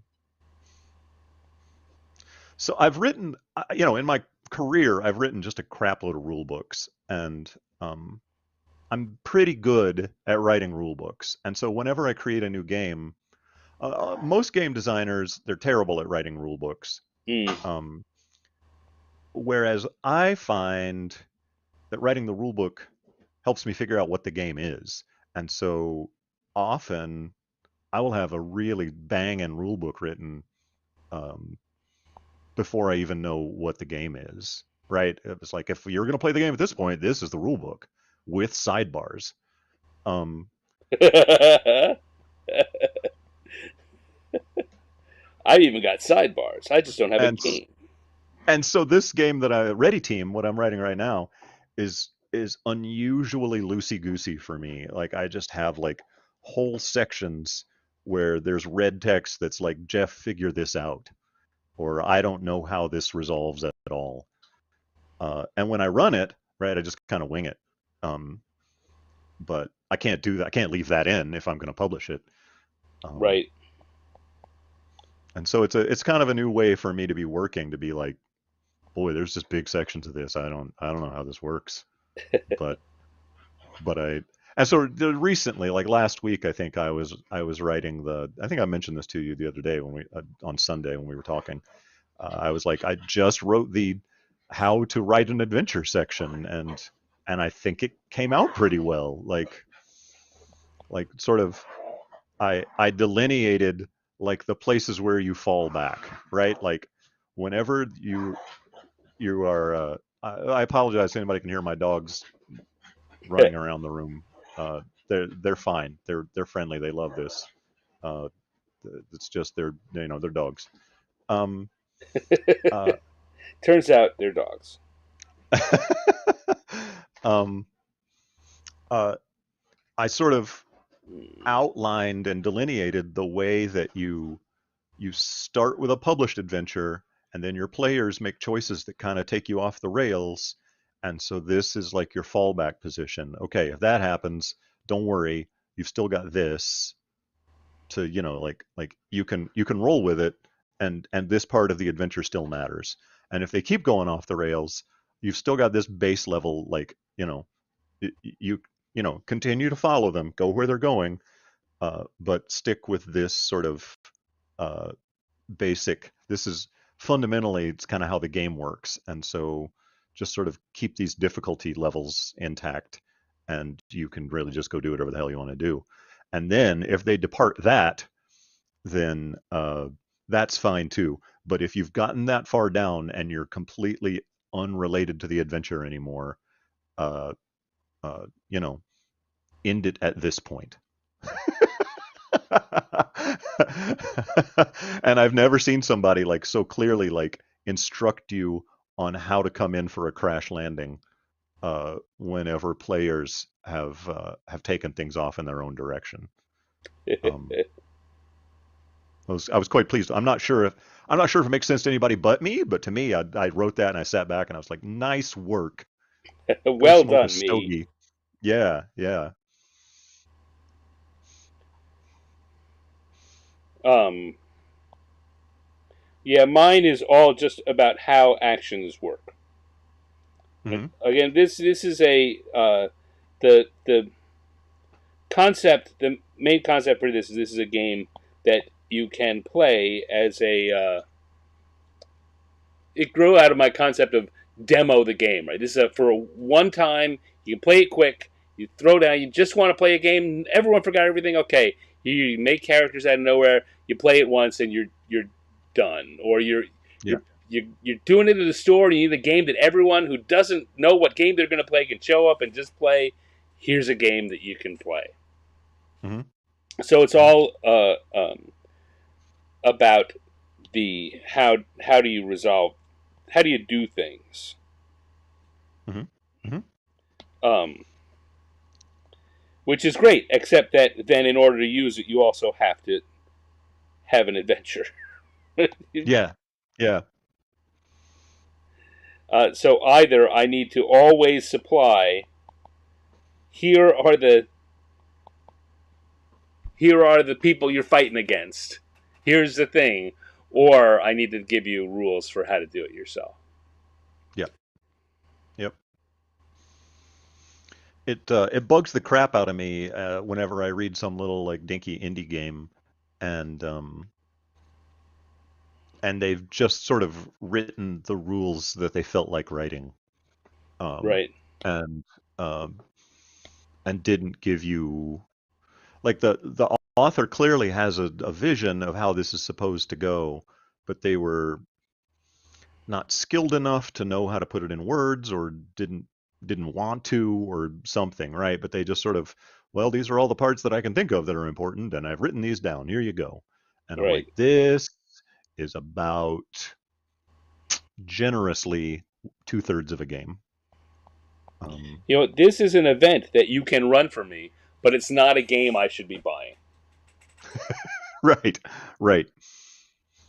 And in fact, that anger about that drove me to write most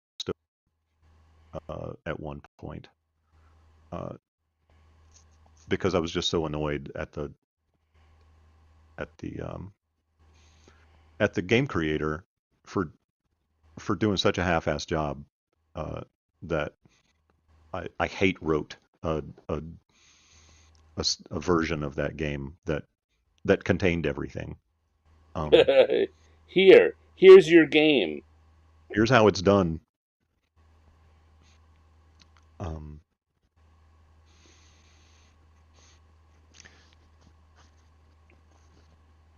and I'd like to get that one out one of these days. Actually, I had a whole big plan for that one. Um, but like a lot of games, I sort of uh, I'll get a lot of the way into it and then you know get done and put it down. I guess the difference between me and indie game writers is that they publish it at that point, and I realize that it's not done, so I don't foist it on anyone. Right, Maybe I should take and a therefore lesson deny the world the fun of finishing your game for you. of finishing my game. I could enrage someone else to finish their own game. Michael asks, has anyone ever written a book how to create an RPG?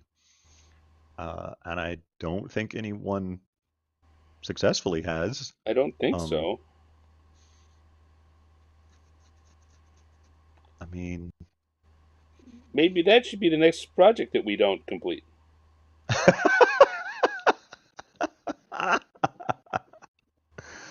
my my big project in that vein is called the 8 jobs of a game master, um, where I break down the 8 jobs that you need to be doing as a game master, and if you don't do them, you need to you need to sort of delegate them out, right? But somebody's going to be doing them, and since you're the guy in charge or girl in charge or whoever in charge, it's gonna fall to you, right? Um, and so if it doesn't get done or gets done badly, it's still kind of your job. Um, and I've had several very sort of productive writing sessions on that book. Mm. Um, but I don't have like a manuscript together enough to start shopping it around. Um, I mean, I'd Sounds show it to interesting. Kobold first, but yeah, no, I think it's pretty solid. I just actually have to write it and not just think about it. Oh, the bane of my existence, actually writing it. Dale asks, where would one find this, Jeff? What are you talking about? The 8 jobs of the game master, or are you talking about Ready Team? The answer is the same for either. Yeah, right. The answer is you look at my hard drive. Um,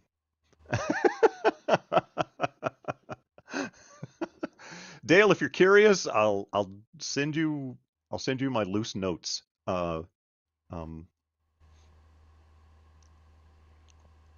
but it's still forming.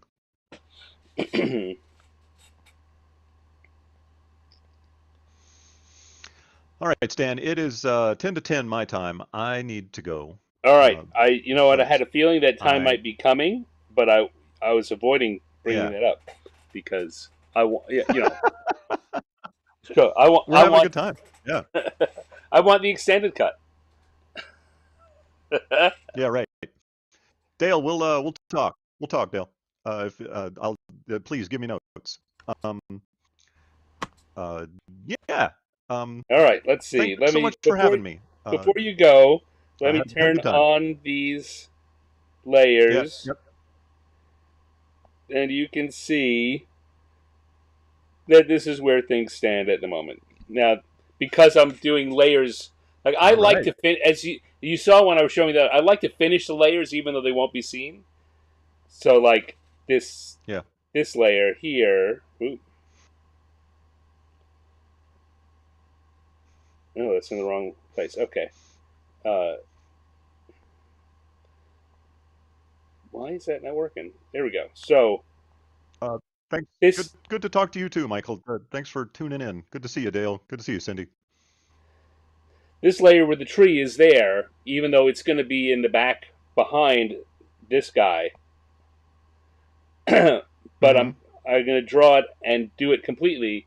Because among other things, that means I can, if this guy turns out to need to move a little, he can, because the tree will actually be there behind him.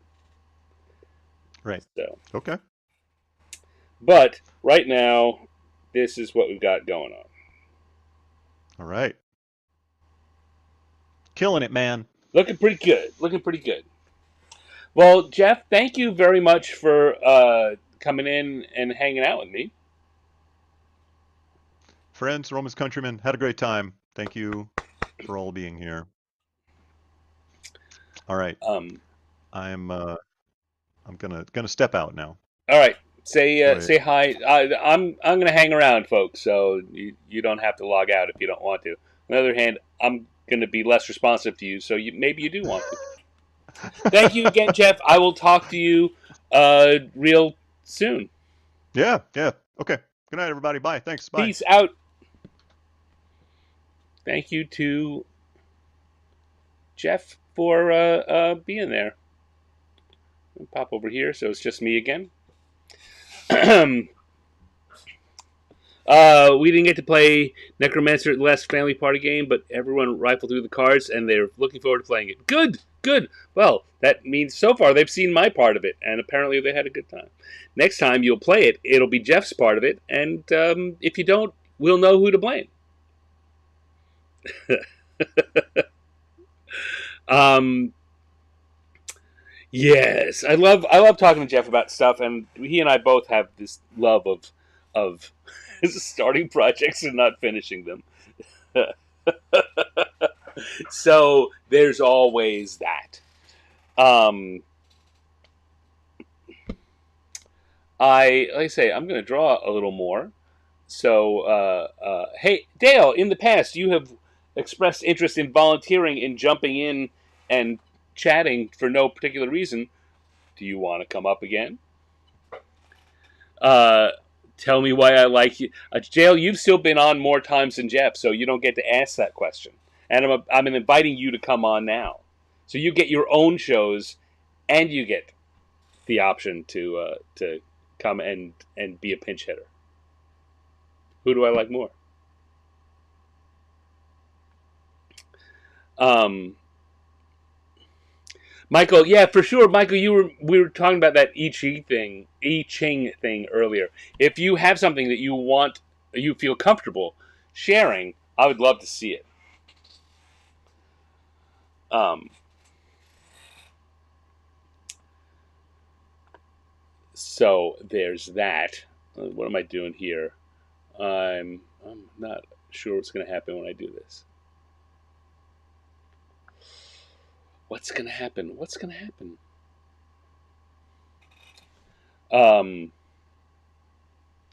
if I grab this thing, now I'm talking about stuff that you guys can't see because it's on my screen. Come on, copy link. Copied. Link copied.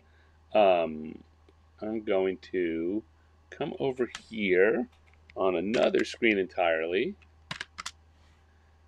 And come over here.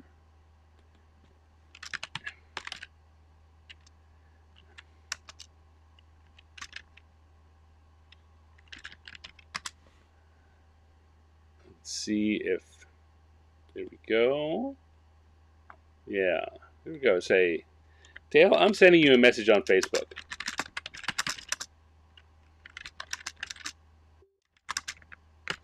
We're thinking the same thing. There we go. Dale is going to join the live chat. Doo doo boop doo doo.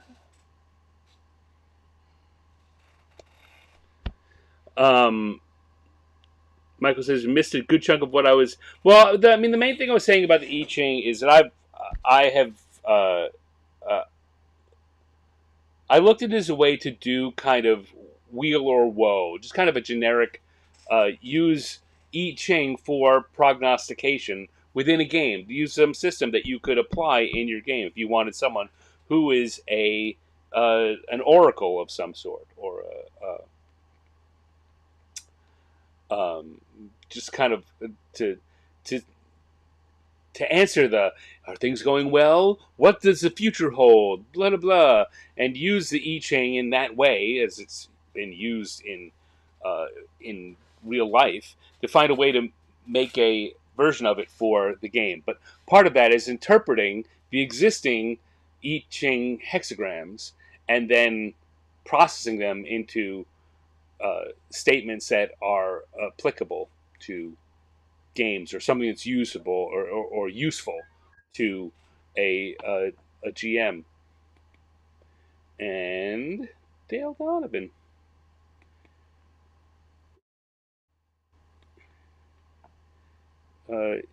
Theoretically in the green room, though not showing up yet.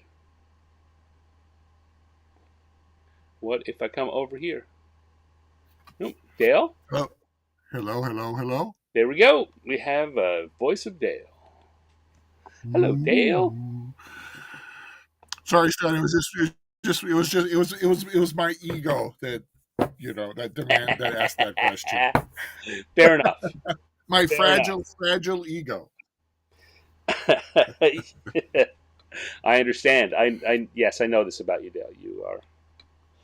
You've got a very fragile ego. You lack confidence. How are you doing this evening, my friend?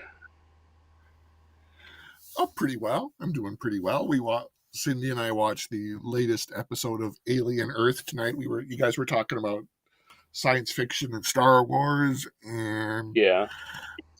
After watching the most recent Alien Earth, I was thinking, there's so much about. I don't know if you've watched it, but it's about the transhumanity and so forth and stuff that I pulled out the live action Scarlett Johansson Ghost in the Shell and showed that to Cindy after the yes. So I thought that was that meshed together remarkably well. I thought not that I was. That's what I'm a fan of Ghost in the Shell, going way back to the original comics and the theatrical anime movie and a bunch of the TV shows. And it's interesting, kind of like we were talking about Star Wars, how many different ways, although they don't put them all under one umbrella, but how many different ways that storyline and setting have been interpreted and kind of slightly reinterpreted over the years. And a lot of people I know just have nothing but bad things to say about that Scarlett Johansson version, and I'm not one of them. I think that it's a different thing. It's its own thing, and it's absolutely. I like it for what it is. I don't like it as well as I like some of the other versions, but I'm able to distinguish it from the other incarnations of Ghost in the Shell I've seen, and other treatments of those or similar themes. Yeah. So, And the funny thing is, I liked the first movie. Uh, the movie's, of course, definitely the director's interpretation, as opposed to Masamune Shiro, the cartoonist who created its vision. mm-hmm. I liked the first one. I really didn't like the second one. Um, I liked. I loved the original comic, but as it went along, I didn't think that, as so often happens with Shiro, I thought that the stories, the conclusion to his stories, were making points that I didn't find were built up early enough in the storyline to feel Mm-hmm. like they really were conclusions to what I'd been reading. Right. Um, Yeah, and then, I'm not. Go ahead. I'm sorry. oh, so no, go ahead. I was just going to say I have not delved deeply into Ghost in the Shell. I remember watching the original film at a probably was a TSR movie night, Mm-hmm. and enjoyed it, but should probably go back and revisit it before I talk about it too much, because Yeah. I have it's totally unrelated to this. It's one of the other content creators that I like, not as well as I like you, Stan, but he's got a YouTube channel. It's called How to Drink, and it's guy named Greg. Um, he talks about cocktail culture, but he's also a tabletop gamer and a video gamer, and he has a background, and I think he went to like film school. So he and one of his co-creators have a movie podcast called Midnight Local, is what it's called, Mm. and they talk about not just genre films, but mainstream films and art films, things like that. But my main criticism of that podcast, and why I have to turn it off sometimes, is it's clear that at least one of the two people who are talking have not seen the film recently. As in recently enough to remember major plot points. Okay, Yeah. here's the key turning point from between Act 1 and Act 2. And wait, what do you mean you don't remember what the turning point between Act 1 and Act 2 was? Then why the heck are you talking about this movie? Go watch the movie, then come back and talk about the movie. But anyway. Yeah, I mean, that's acceptable for book club, but it's not acceptable if you're going to have your own book review show. Yes. Yeah, if you're talking, here's a podcast where we're going to talk about this movie, and you clearly haven't watched the movie anytime recently, because you just don't remember enough of it. I can't recommend that. But anybody who's at all interested in cocktail culture,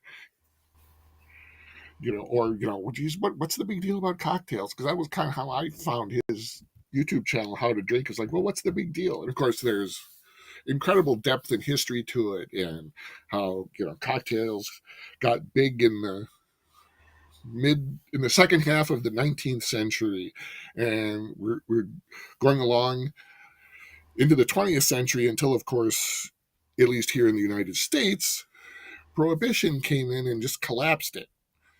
Within America, the rest of the world went on their merry way. I mean, the funny thing is, I'm sorry, go finish what you're saying, and then I've got a funny thing to add to it. And then eventually prohibition ended, and America, started coming back and realizing, that there had been people continuing to do cocktail culture in the rest of the world. They didn't quit when we did. Oh, that's interesting. And and he talks a lot about the history of cocktails because there are people who have written books about the history of cocktails and cocktail culture and so on. And so, hey, it's a subculture. I'm interested in subcultures, so I find that to be a very interesting YouTube channel to watch. I'm not a big drinker, not necessarily a big cocktail drinker. I don't have a home bar or anything, but he's a very entertaining guy to watch. And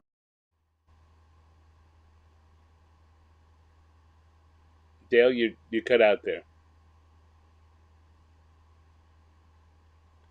Dale? Well, Dale, I cannot hear you, and I cannot see you. So that makes it more challenging. I'm gonna wait till we solve this problem, because before I say what I was my interesting side bit, because I want to say it and have Dale respond to it. So there, all the rest of you are going to have to wait at least a little while too. Okay, Dale has signed out, and here he comes back again.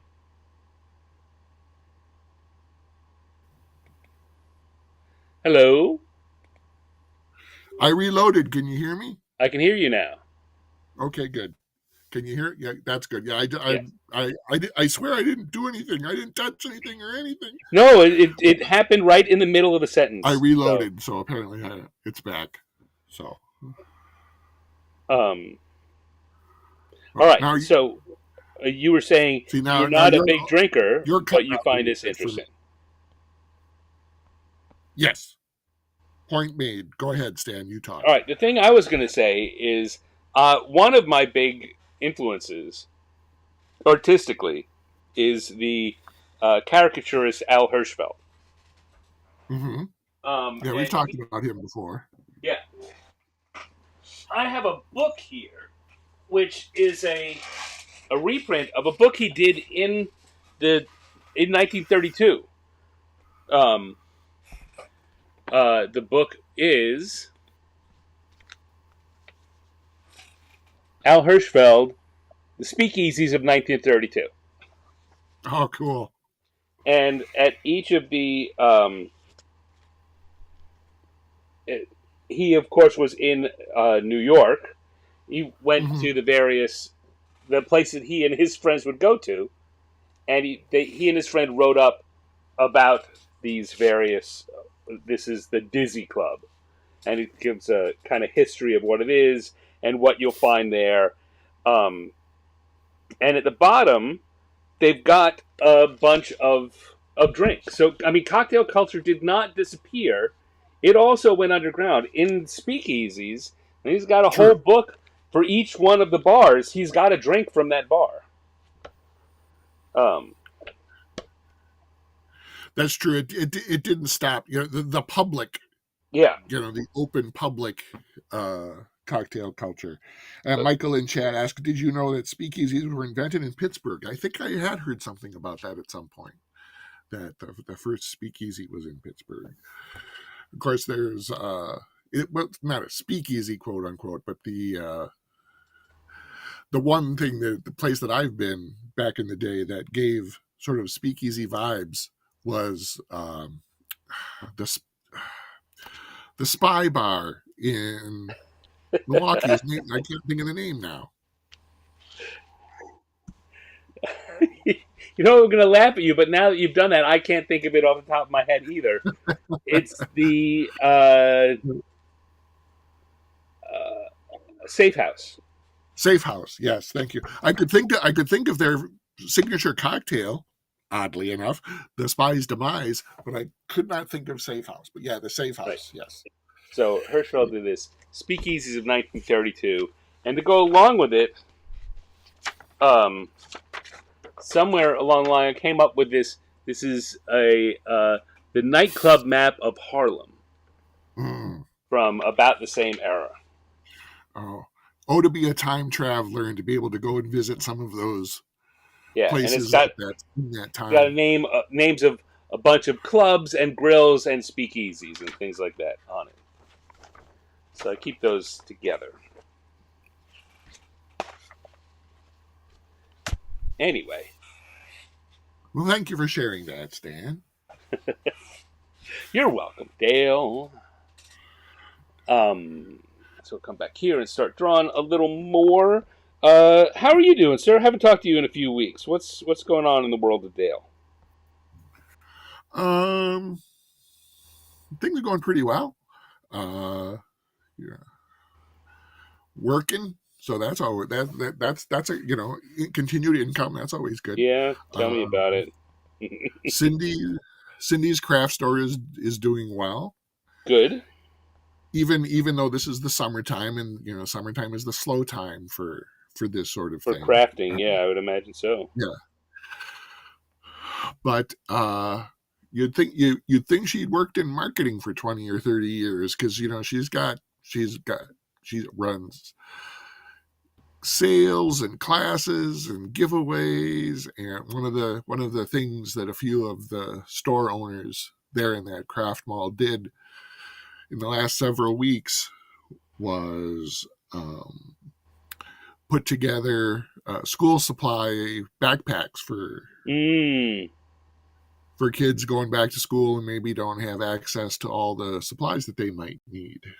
So they were able to get 3 or 4 of these,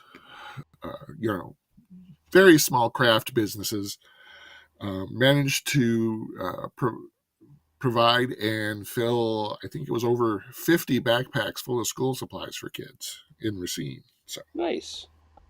Yes, very much so. Let's see what else is going on. A project that I worked on that I don't think I had mentioned in the past is actually appearing in public now, so I can. Oh yeah. Feel confident in talking about it. There is a Planet of the Apes role-playing game. Yes. Oh, you had some interaction in that? Very late in the process, but yes, I did. Nice. That was it was a Kickstarter put up by the company Magnetic Press Play, which is an imprint of Oni Press, which is probably a name you know. Mm-hmm. And Magnetic Press Play, they licensed the D6 system from West End. Did they really? Yes. So did they license it? Because West End put the D6 system into public domain? Or okay. The West End Games logo is on the cover of the book. Oh, well, then they did. Okay. Along with the Magnetic Press Play logo. They're both on the cover. Good for them. And I was called in because I was, I've mentioned in the past, fortunate enough to play in a years-long Star Wars campaign run by our mutual friend Bill Slavasek. Mm-hmm. Which of course uses the D6 system. So I'm familiar with that system. And so I got called in and did some proofreading on the core book. So nice. Yeah, thank you. Yes, it was a lot of fun because I'm a big fan of the old Planet of the Apes movies too. There used to be a broadcast TV station out of Chicago here that would have their afternoon movie. It would be after the daily soap operas ended. They'd play a movie every day until the 5 o'clock newscast. So it was the 3 o'clock or the 3:30 movie, and I always rushed home from school when it was Planet of the Apes week because they'd show all 5 movies. In New York, that was the 4:30 movie. So, okay. Well, yes, yeah, because you were an hour ahead, so right. So that makes sense. So getting the chance to even read through this IP that I greatly enjoyed in my youth, in one of my favorite RPG systems ever. And you're going to give me, I'm listed in the book and already been paid for it and everything. So backers are getting their stuff delivered. I didn't have anything to do with the actual Kickstarter. I just came in, to look at the rule book much later. But backers are getting all their boxes of stuff now, and one of the magnetic press people I've been in contact with sent me links to the PDFs, which are also available on Drive-Thru RPG right now, I believe. If not now, soon. I think they should be available for sale. And I should be getting, a hard copy in the mail or something sometime soon. So, if anybody likes the D6 system and or Planet of the Apes, you can ask your friends, look around, ask your friendly neighborhood game store about it. Yeah, I'm curious about that. So is it based on, did they license the movies? Yeah, it's my understanding is the license covers most, if not all, of the IP, but they concentrated on especially the first two films, because they're there's Planet of the Apes and then Beneath the Planet of the Apes. There's other things you can do with the game, of course, but sort of the core milieu for setting the RPG is in, for lack of a better term, ape world. Right. Well, yeah, because they're in the second movie, or in the third movie, they go from the future, from the ape world future, to then modern 1974. Yeah, the beginning. Yeah, in the beginning. The third movie. Yeah, that's when Cornelius and Zira and stuff land on modern Earth, because at the end of the Beneath the Planet of the Apes, the mutants set off the bomb, Omega nuke. But yeah, in the game you can play apes, and that includes chimps, orangutans, or gorillas. You can play humans, and you can play mutants. Nice. So, granted, I understand that you were proofing, not writing, and so may not know some of these details, except in that it was clearly stated in whatever you read. Yes. There was also a Planet of the Apes TV show, and Planet of the Apes. Marvel published a comic book and a magazine series, all of which that were set in Ape World.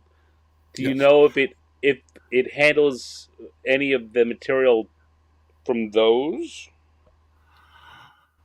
I cannot say specifically, because I am not familiar with the storylines and so forth that were involved there, but it's my understanding that the license included the totality of the IP, and so I'm pretty sure that the people who were putting it together, wanted as much information on Ape World as possible. I can't say, well, yes, they took this and this and this from. Right, but certainly, I mean, it's possible that, the way those licenses go, we know that there are things that when it was the stuff created by Marvel, turns out that's not part of the property. Right. Yeah. Well, Marvel owns that. You can't have it. Yeah. So I don't know the specifics of the license, but all right. Did you read any of those, or do you remember the TV show? I vaguely recall the TV show. I don't think I ever was exposed to the Marvel properties or versions of the property. You should look those up. They were. It was the same era when Marvel was doing a Logan's Run comic. Okay. And 2001. They seem to pick up a bunch of those and make them into series. The Planet of the Apes. I think that my recollection is they weren't that good, but they also were pretty interesting. They kept adding stuff, but Uh-huh. They kept adding stuff, which Right. Some people feel went too far afield, or Sure.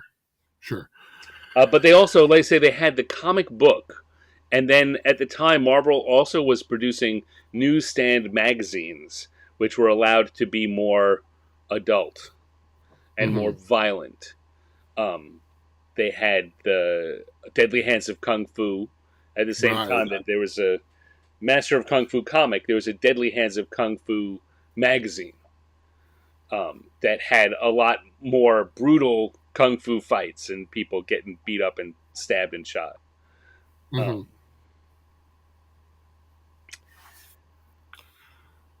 Yeah. So my Well, recollection and again is that the um,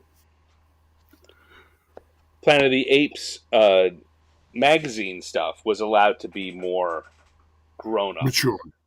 Yeah. Yeah, that makes perfect sense.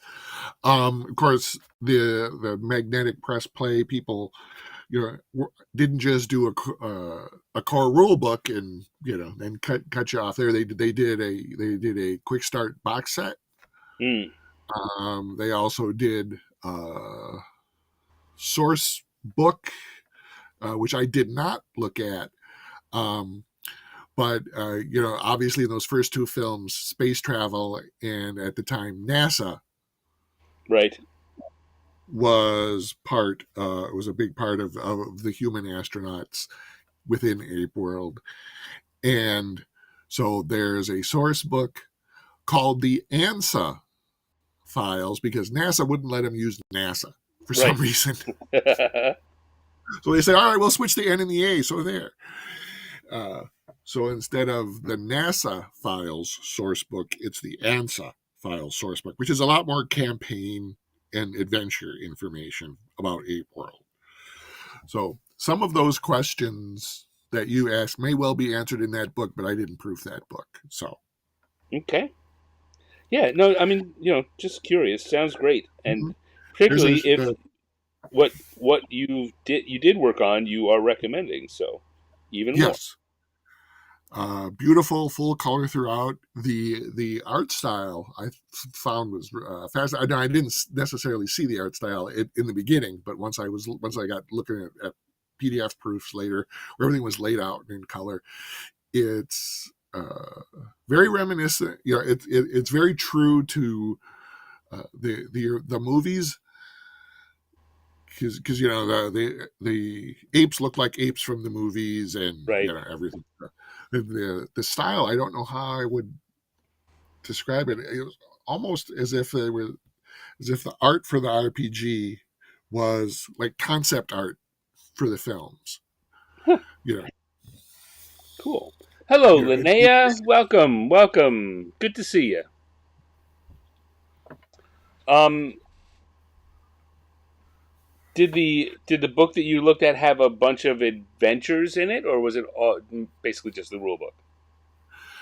it's primarily the rule book. There is the game master section in the back where it talks about setting up a campaign, running adventures, creating things, and there is a short solo play adventure in the core rule book.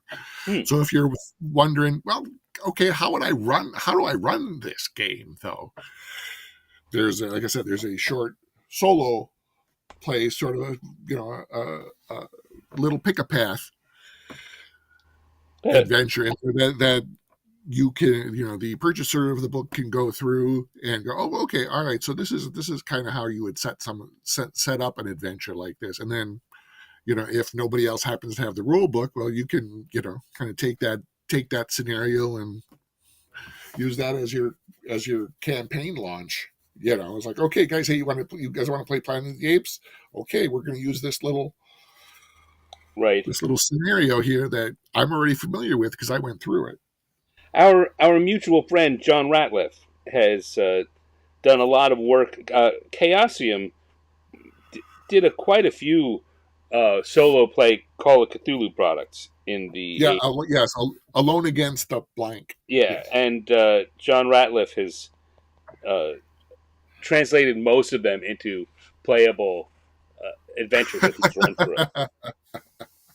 Well, yeah, I mean, John is certainly talented enough to do that, and yeah, it would take some work depending on which one you're looking to adapt. But yeah, you could clearly, take that adventure framework and just just plug the PCs into it. Yeah, You know, just imagine it as a flow chart. And right. and drop the PCs in, and of course they're not constrained by the only three choices. You know, the reader of the Right. solo Yeah. adventure gets. But yeah, that's a We were before you came in. I was talking about the Warriors game, and I mentioned you. That's how you came up in conversation before you came in. I Because thought I felt my ears burning. um, but those also the adventures for those are written like uh, choose your own adventures. Mhm. Well, Uh, yeah, that makes sense for having been in the backs of those books. That makes perfect sense. And then, as we've been saying, yeah, you can just then kind of adapt those. Uh, and Michael in chat points out that a lot of the Planet of the Apes magazine covers and so forth were by Bill Sienkiewicz. I think that's how you say his name. hmm? We're by Bill Sienkiewicz. Sienkiewicz, yeah. Sienkiewicz. And Sienkiewicz. Okay. George Perez did some of the art, I think, for the comic book. That Mm. maybe that was Logan's run, maybe both. But some of his early Marvel work was on some of those. Oh wow.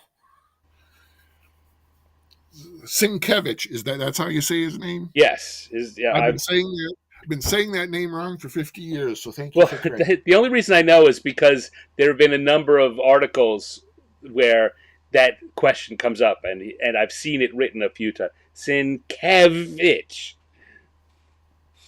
But he also was pretty loose about it. Yeah, I understand. Who can figure that out? But this is how you say it. Michael, to answer your question, no, Bill Sienkiewicz did not do the cover art for the RPG. No, But at this I point, it'd be kind of expensive to get him. yeah. At that point, he was just breaking in. Yeah, it's on that. I could pull up the PDF, but that's on a completely different computer. So, uh, no, it's I'm not sure who did the cover art or the interior art because, like I said, I don't have the PDF in front of me, and I don't have the physical book yet, so I can't just walk across the room and get it. But beautiful book, full color throughout, and yeah, take a look at it. Worth investigating, as they say. Yeah, and so yes, and of course the best thing is you can, if you want, you can have your Planet of the Apes characters get into a spaceship and land in Star Wars.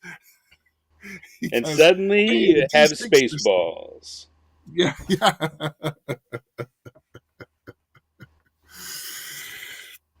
And I joined a Facebook group. I think it's fans of the Planet of the Apes role playing game, something like that. There's a couple hundred people in it, and that's how I know people have been getting their Kickstarter boxes because they've been posting videos and photos of, oh, look at all this stuff, and they did they did a lot of things, posters and things like that. The Kickstarter included tons and tons of things that I'm again not that familiar with. But what was it I saw in the Facebook group? Oh, someone has already statted up slee stacks from Land of the Lost to drop into the Forbidden Zone Oh, Land of the Lost. and interact with the mutants and and the humans and the apes in Ape World I because love Land of the Lost. Land of the Lost is one of those shows that I don't. Have you ever gone back and rewatched any of it? Rewatched it? No. I have memories of it, of course. But So go ahead. no, go ahead. Finish what you're saying, because then I'm gonna fly off the I was handle. just going to say, my memories are, of course, from when I was older. However long that show was on. I, my views on it when it first came on, and later on when I was a little older, a little more sophisticated. My views may have changed. The family was kind of annoying, but man, I love the actual world Yeah. and the slee stack. The slee stacks were pretty creepy, especially that noise they made. I love the slee stacks. The the thing about Land of the Lost is the first season was the showrunner was David Gerald, Oh, okay. and and Theodore Sturgeon wrote one of the scripts, and DC Fontana wrote one or two of the scripts. The first season is actually, I mean, it's a kid show. It never is not a kid show, but the first season is actually really good, and kind of ends with a closed loop, which restarts the second season. Okay. And but the quality of the show itself is significantly worse in the second season, and at least that much worse, probably even more worse in the third season. So Okay. if you're watching it, if you came into it as and I'm not saying you did, but as someone who just randomly comes into it on reruns or catching videos on online on YouTube or on whatever, uh, you don't get to see it with that compartmentalization. Mm-hmm. But if you just watch season one, Land of the Lost is flippin' awesome. All right. Well, I will have to go back and try to seek out season one then, because yeah, because I loved all the mysteries and what those the slee stacks. Yeah, you know, Michael in chat says I don't know why they moved like turtles. They moved so slowly, but yeah, I imagine those costumes were probably hard to move in. So the people playing the Slee Stacks were members of the UCLA basketball team. Ah, okay. That explains it a lot because yeah, they were very tall, very And very long. there were only 3 Slee Stack Yeah, costumes. yeah. Just like in the old Doctor Who, you never saw more than 3 Daleks because that's Yeah. all they had. Um, but yeah, also Walter Koenig, his first script sale of any his first TV script sale was to Land of the Lost.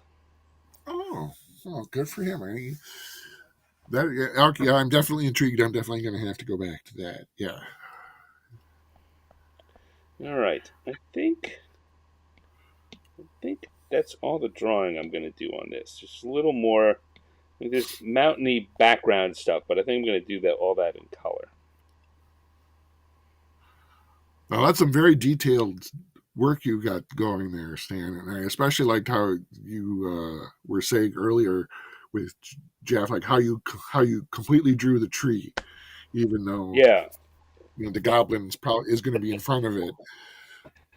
but it's really helpful because I very often find in doing these things, I'm like, I just want to move this guy over a little, and if I haven't Mm-hmm. done the whole background behind it, I have to do it then, and it feels like more work. Yeah, than just drawing it all the first time. Michael in chat asked, Koenig was a script writer. Oh yeah, he got into writing and directing after Star Trek. In fact, he was supposed to write a script for season 4 of Star Trek, the original series, if it had happened, when David Gerald was going to be the showrunner.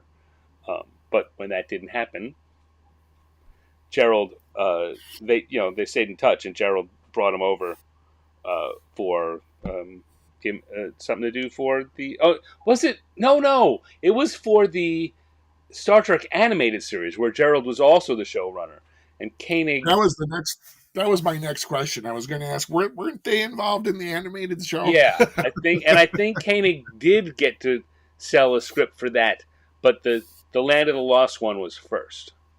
Okay.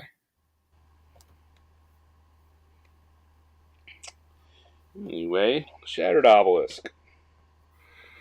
I just have to find time to color it. Yeah. Um. Looking amazing as always, Dan. Oh, thank you very much, Dale. Thank you.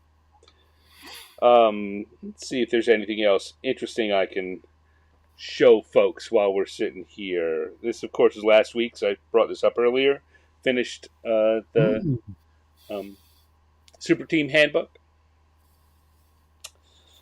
Yeah, I remember when you were doing when you were doing this sort of thing on the follow up. It's getting late. I'm finding words difficult. I find words difficult in the morning too. When you were doing your second pass on this, I was watching that episode.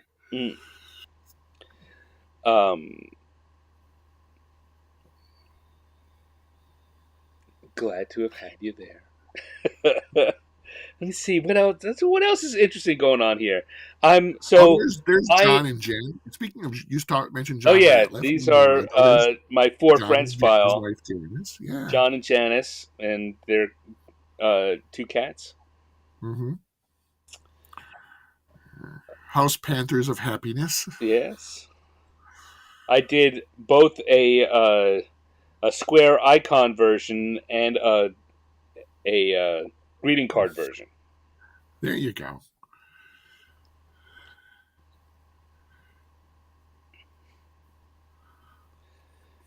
Our friend James Wyatt. I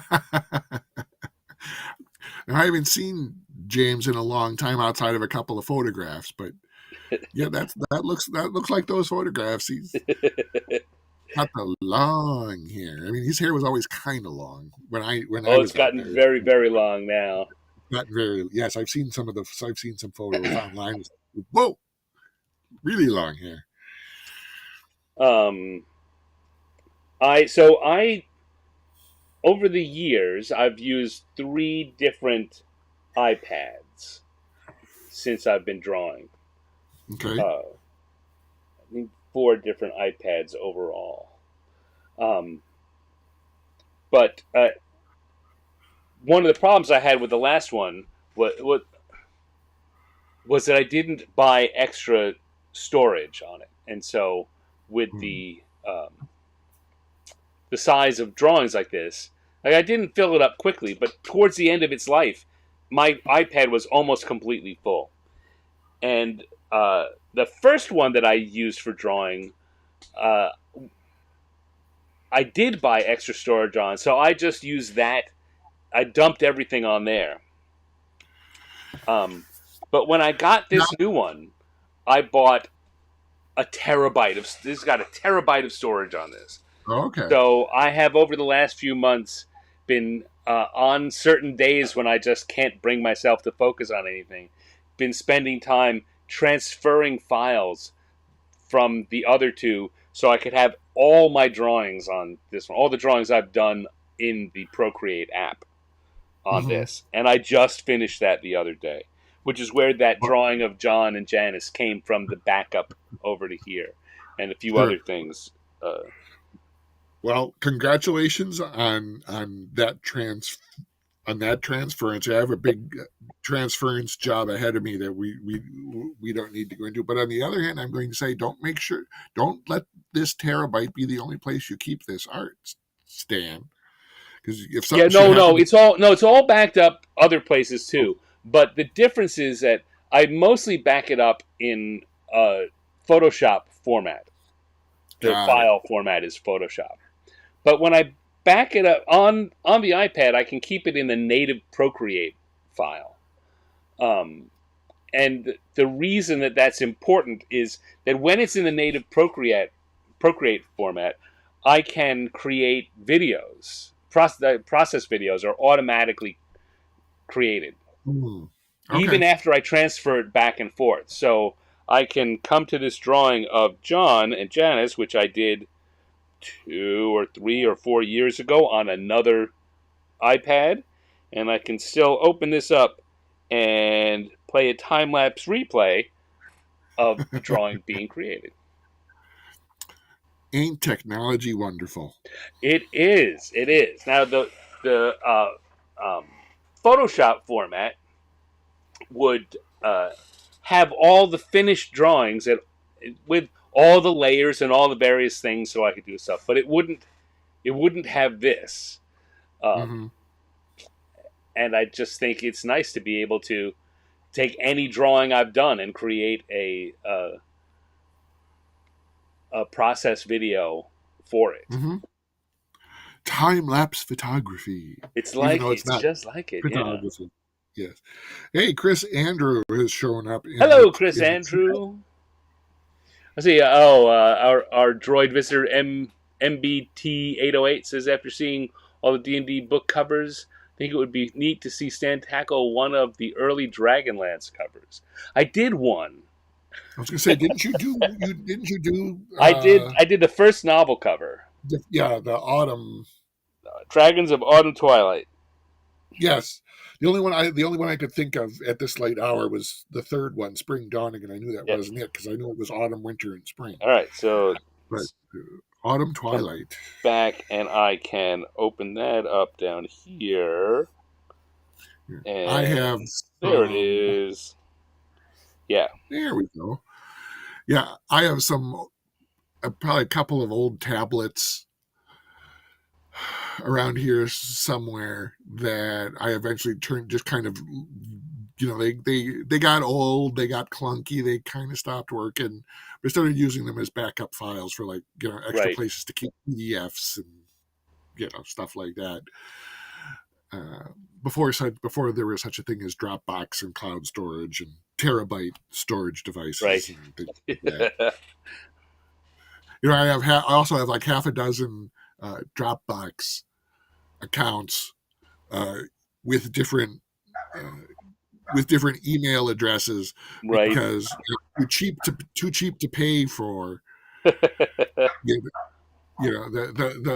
huge Dropbox storage. So I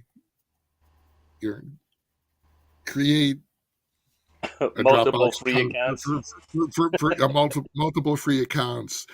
Yes, and we're each with a different email address, which I still hope I have the piece of paper where I wrote those down with the email addresses and the passwords. But my transference job is I just found out not too long ago that Cindy has a Dropbox account where she keeps a lot of her craft stuff that she has paid for. The Googleplex of space.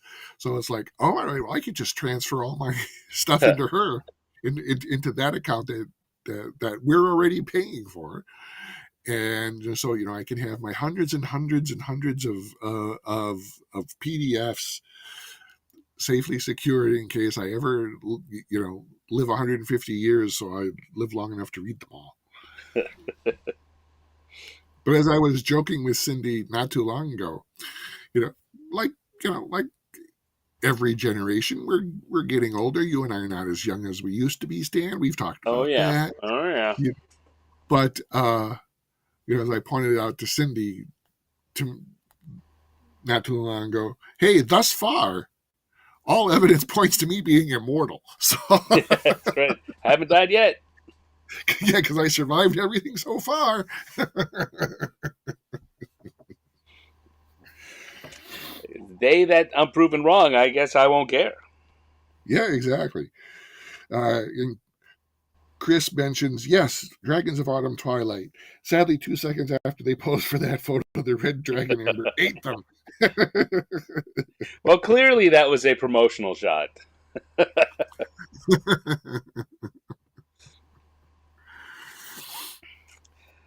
Ay, ay, ay. And of course, part of my PDF problem, you know, is due to our mutual friend Lester Smith, Mm. who very graciously allows me to work on a lot of his post-retirement RPG design, which now that he's retired, he essentially can do it full time. You know, he doesn't have to worry Right? about that pesky day job anymore. And as I've mentioned to you before, you know, since he's retired, he's created 4 RPG systems. You can find all those on Drive-Thru RPG. You know, search for Lester Smith, and because not only does he graciously allow me to work on them with him, he also gives me royalties. Nice. So I have unless I go crazy, you know, on a spending spree, I have a perpetual virtual balance, you know, in Drive-Thru RPG, and it's like, Certainly is a good oh, way what? to get lots of all the PDFs that you want and not have to worry about shelling out for them. Yep, exactly. And but being a 20th century individual, I do like physical copies. Mm-hmm. And one of the things I do, also due to Lester's generosity, is if I save up my virtual pennies, I can get print on demand versions Oh, of these, nice. Yeah. you know, the print on demand physical versions that aren't hugely expensive, you know, and then I can have a physical copy to put on my shelf, and I have the PDF, you know, so I can, you know, Double so I've, win. yeah, exactly. So I've done that. I don't know, 4, 5, 6 times maybe, you know, where I have like this whole game line of PDFs,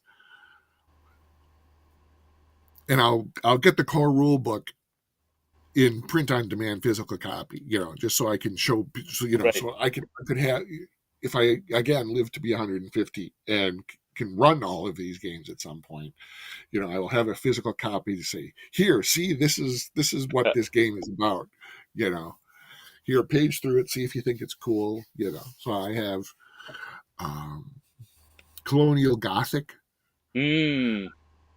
which is the Yeah, I remember Revolutionary that. era fantasy game. I have one of the one of the White Wolf games. It's Hunter the Vigil. It was the version, not the most recent version, but it's the version of the Hunter game that Chuck Wendig worked on Mm-hmm. very early in his career. Um, I get what is oh Against the Dark Yogi, which is an Indian continent fantasy role playing game. Yeah.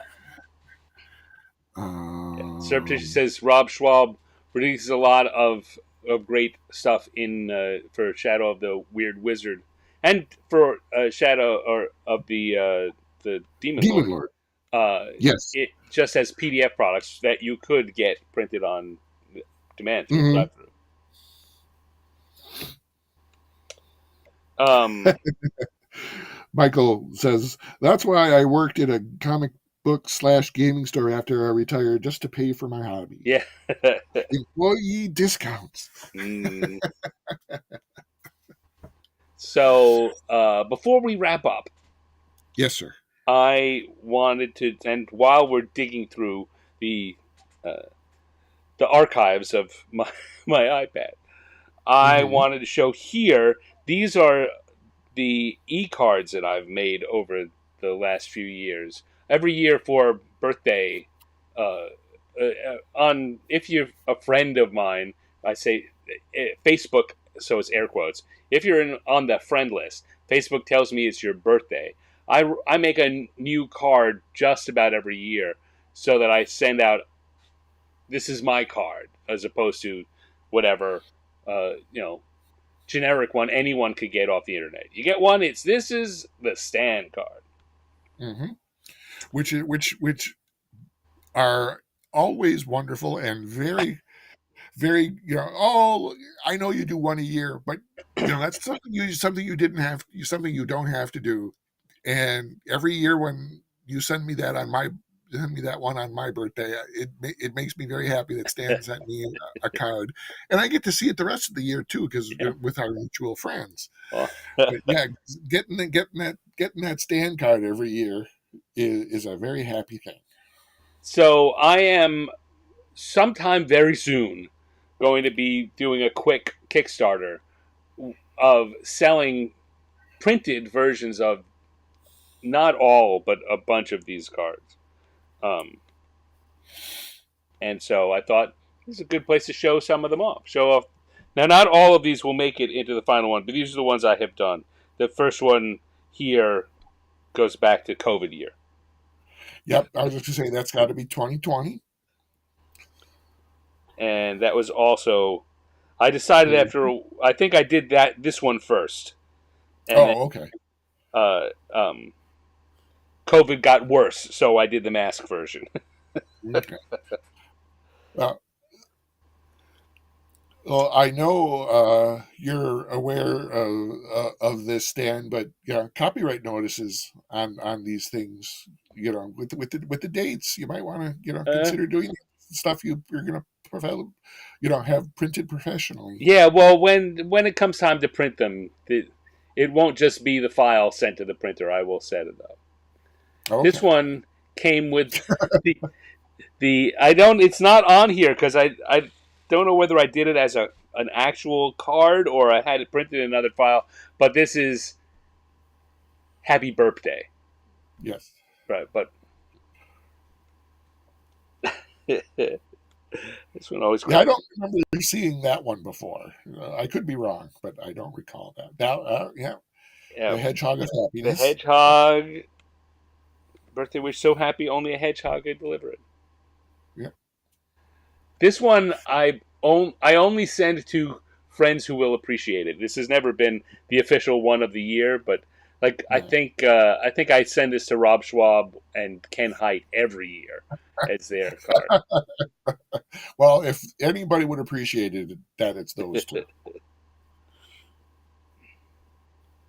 I did this one this was specifically for Kobold Press, but I think I want to I plan to make this into a generic one, so I put it in this file. Yeah, Chris in the chat says D&D related Christmas cards would be epic, Stan. Well, hold on, because I want to do these birthday cards quick because Christmas cards will follow hot on their heels. There you go. Yes, the Manatee of Merriment. Yeah. The Manatee of Merriment. I seem to remember on this one you initially had a different caption. And I just remember, I may be wrong, I could be hallucinating this entire thing. But I remember seeing an earlier version of this and thinking, well, maybe the caption should say something about, the candles, and underwater and stuff. But I don't think I ever said anything to you because, I'm not going to tell Stan how to, how he should do his cards. Well, I'm not going to say that to him. But then subsequently, I saw it and it was like this, and it was like, maybe someone else said that to him. Maybe it was his own idea. But in any case, I'm happy. Well, let's see. If I did a different version, it might be here. Nope. That's the only version that this one did. But interestingly enough, I do have the sketch phase. That might be what I'm thinking of. Yep, that's it. Yeah, it was. Yeah, I can see that one still says candles underwater, but yeah. So maybe I hallucinated the entire episode just to make myself feel good about an idea you had. Who knows? Yes, memory is a There's tricky thing. this one, which I Yep. think was last year's.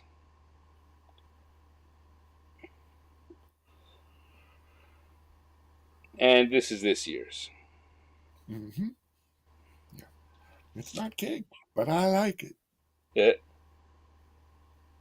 I did this one right before I did this one was the first time I heard about cake or not cake.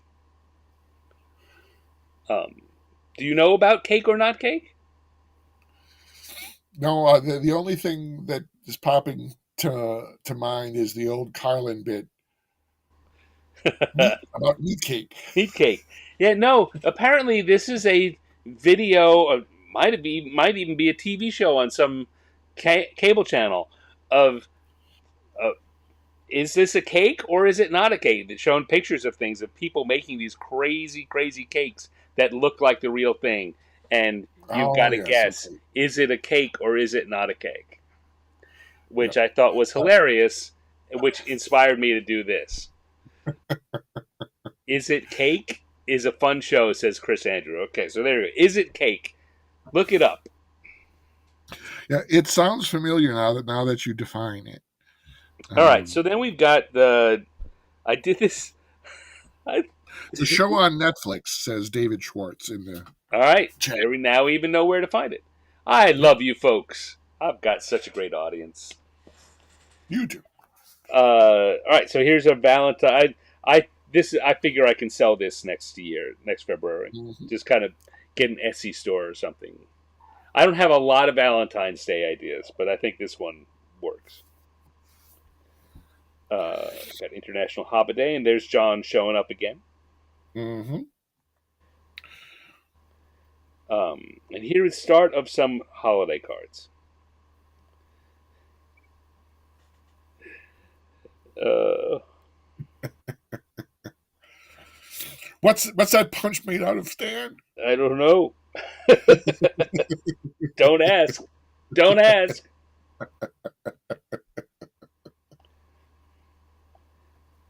I'm not sure if I. This was.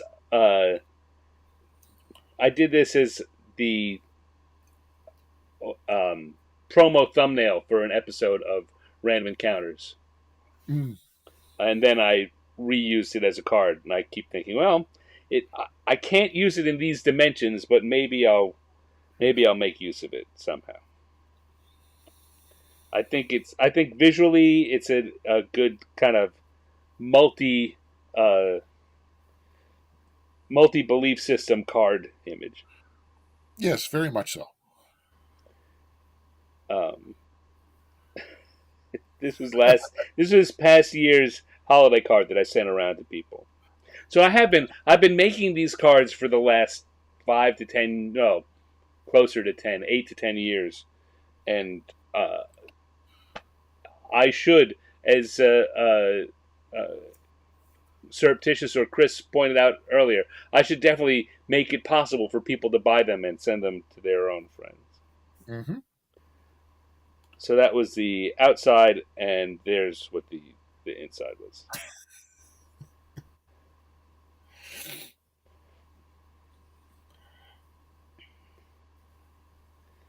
And then this one probably can't. This was just for the Year of the Dragon.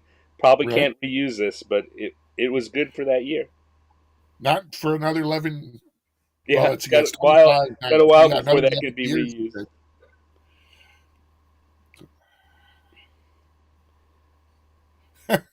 This is another one I did. This is the second version of this gag I've done. I did one that was just black and white. I think back when I was still at Wizards of the Coast. I think it was a printable card that you could download from the D&D website. Was a version of this gag. Okay.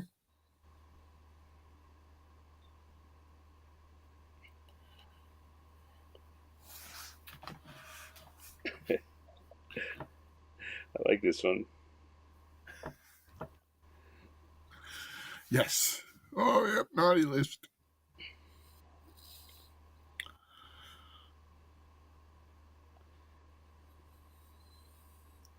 I did this as a card for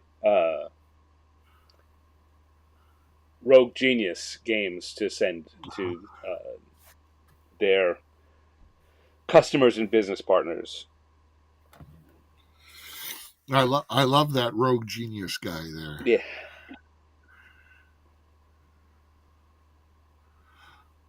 The long button-up lab coat. Yeah. I had a normal check-in doctor's appointment today, and the doctor came in with a long white coat on, and she's been the doctor for the whole family for a long time, and it's, wow, it looks like you just stepped off a medical show, some medical drama with your long coat. She said, "Oh, I know, but the only reason I'm wearing it is because I was so cold all day."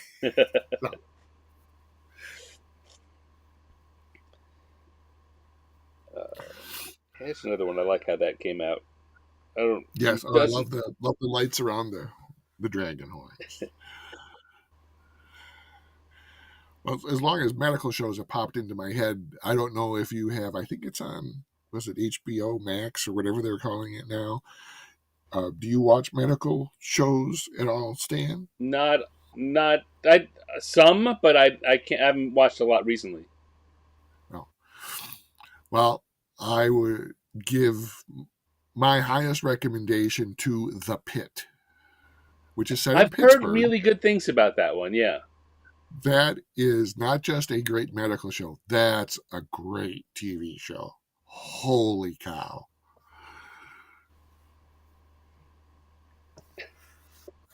So, yeah, that is my highest recommendation. And of course, as I said, it's called The Pit because it's in set in a Pittsburgh right. ER. Right.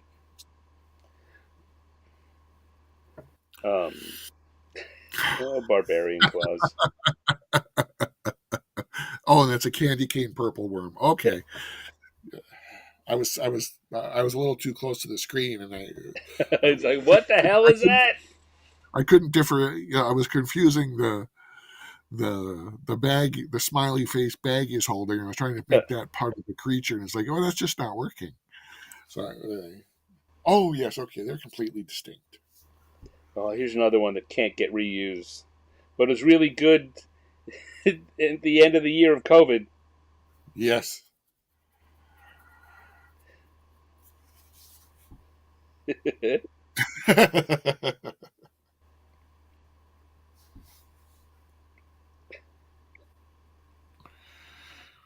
These are, so Dale, because I sent you a holiday card.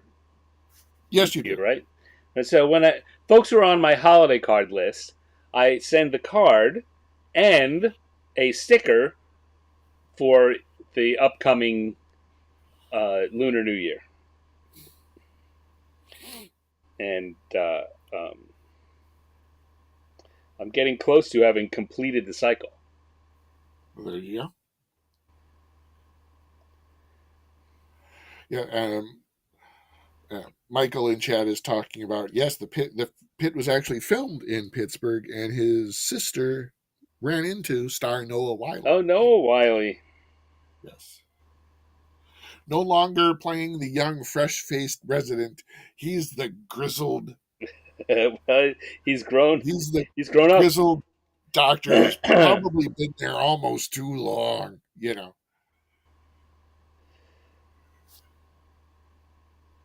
19. There you go.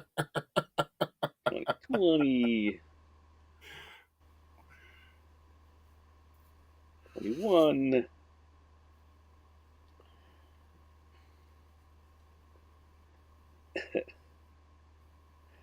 So these are all based on when I first went to Japan. Mm-hmm. I arrived right around just before New Year's. And a friend of mine gave me, just kind of as a package of New Year's gifts, there's a little plush, it's our most recent, a little plush character, and it was a rabbit with a horse costume on. And I don't remember which way, whether rabbit comes after horse or horse comes after rabbit. but the idea was that one year was either stepping out of the other or putting on the other. And it was a cute little. It actually, you could pull the hood off, and it just a cute little thing. So that's where I got the idea of doing these, where each year I'm dressed up as the year. I couldn't figure out how to make myself a snake, so I just wrapped the snake. I did a few drawings of this. It just doesn't look right. Like, looked like the snake had eaten me. Yeah, well, yeah, that was the thing that I was going to say. Yeah, you couldn't really, do, an image of this with you standing upright, holding the year flag inside the snake. Right. That would lose too much detail, and you wouldn't know it was Stan, and you wouldn't be able to read the pennant. Right. So there we go. These are the cards. Like I say, the birthday cards. Sometime in the next few weeks, I'm going to do a quick Kickstarter, and sometime in October, I will, or late September or October, I will do the Christmas cards so I can ship them around Thanksgiving, and you can get them in early December in time to use them. That's the plan, anyway. Well, thank you for sharing that with us, Stan. We can, and be sure to mention it to us again once that. Of course. Once gets closer. So. Once the Kickstarters start, I'm not going to shut up about them. All right, so switch back over here, and hey, Dale, thanks for popping on. I know you're not Jeff Quick, but let's take that off. You are not Jeff Quick. You are disembodied Dale. That's okay. I've been called a lot worse than that. So. Let's see. So do you remember what Lester's? Does he have a company name or an account name on Drive-Thru? I believe right now it's just Lester Smith Games. He had a couple in the past, one or two when he was doing other things, because one of his non-game passions in life is poetry, right? And for years he was producing annual poetry collections, typically themed around a holiday, like Halloween haiku and things like that. And so he had a kind of a generic press name, I got some stuff published in a couple of those. Mm-hmm. But now it's just everything on Drive-Thru is Lester Smith Games, so you can just search his name, Lester Smith, and you'll find D6 by D6 RPG, D13 RPG, the Bookmark No HP RPG, which came about because someone said offhandedly, well, you could never do an entire RPG that would fit on a bookmark. And Lester said, challenge accepted. And so there's a bunch of that, and his most recent creation is the D-Force. D4 CE, yeah. Yes. D4, like a D4 CE RPG. And I happen to know he's working on some supplemental stuff for that, because in some of we've been doing some of that in our play tests, and he and I have been talking about a couple of things that might even cross some of a bundle, as it were, right, that might use some public domain fantasy fiction applied to multiple of his RPG systems in the near future. Nice. Yeah. All right. So yes, folks, if you are listening at this point, just go to Drive-Thru RPG and look up Lester Smith Games. See some stuff. Mm-hmm. Pick it up, and maybe Dale will get some extra money to spend on his own things. More PDFs. That's right. Let's get Dale some stuff. All right, Dale, I'm going to take you off. Hold on, I can say goodbye after I do an outro. But thank you again Sounds for good. stopping on. Bye, everybody. All right, so thank you everyone for hanging out with me here for another 3 hours as we did the inks on the Shattered Obelisk homage, and I'm going to try and get the colors for that done. If you subscribe to the 50 Years in the Dungeon Substack at 50yearsinthedungeon.substack.com, you will be the first people to get to see that when it's completed. Just today, was it? No, yeah, just today, I think. I sent out the one from last week, the handbook, the Heroes Super Team Handbook. Maybe it was Monday. Anyway, the only way to see that now, other than the fact that I showed it on this this episode briefly, the only way to actually have the file to look at and kind of ponder over and, I don't know, make as your wallpaper is to be a subscriber, a free subscriber to 50yearsinthedungeon.substack.com. If you want to see this one as soon as it's finished, that's the place to go. So please pop on there. And if you want to support the show and encourage me to do more things, you can become a paid member. But like I say, you get the good stuff. You get the good stuff for free. Thank you to everyone who was in the live chat. So many people this week. I'm not even going to try to remember particular names, but it was great hanging out. Thank you to Jeff Quick for coming and hanging out for the first 2 hours. I have such good friends who are willing to hang around and just jaw with me while I do some drawing. I will be back tomorrow evening with a new episode of Random Encounters, the improv cartooning show. And I will be back next Wednesday with a new 50 Years in the Dungeon something. Come back and find out what. So until then, take care, everyone. Bye.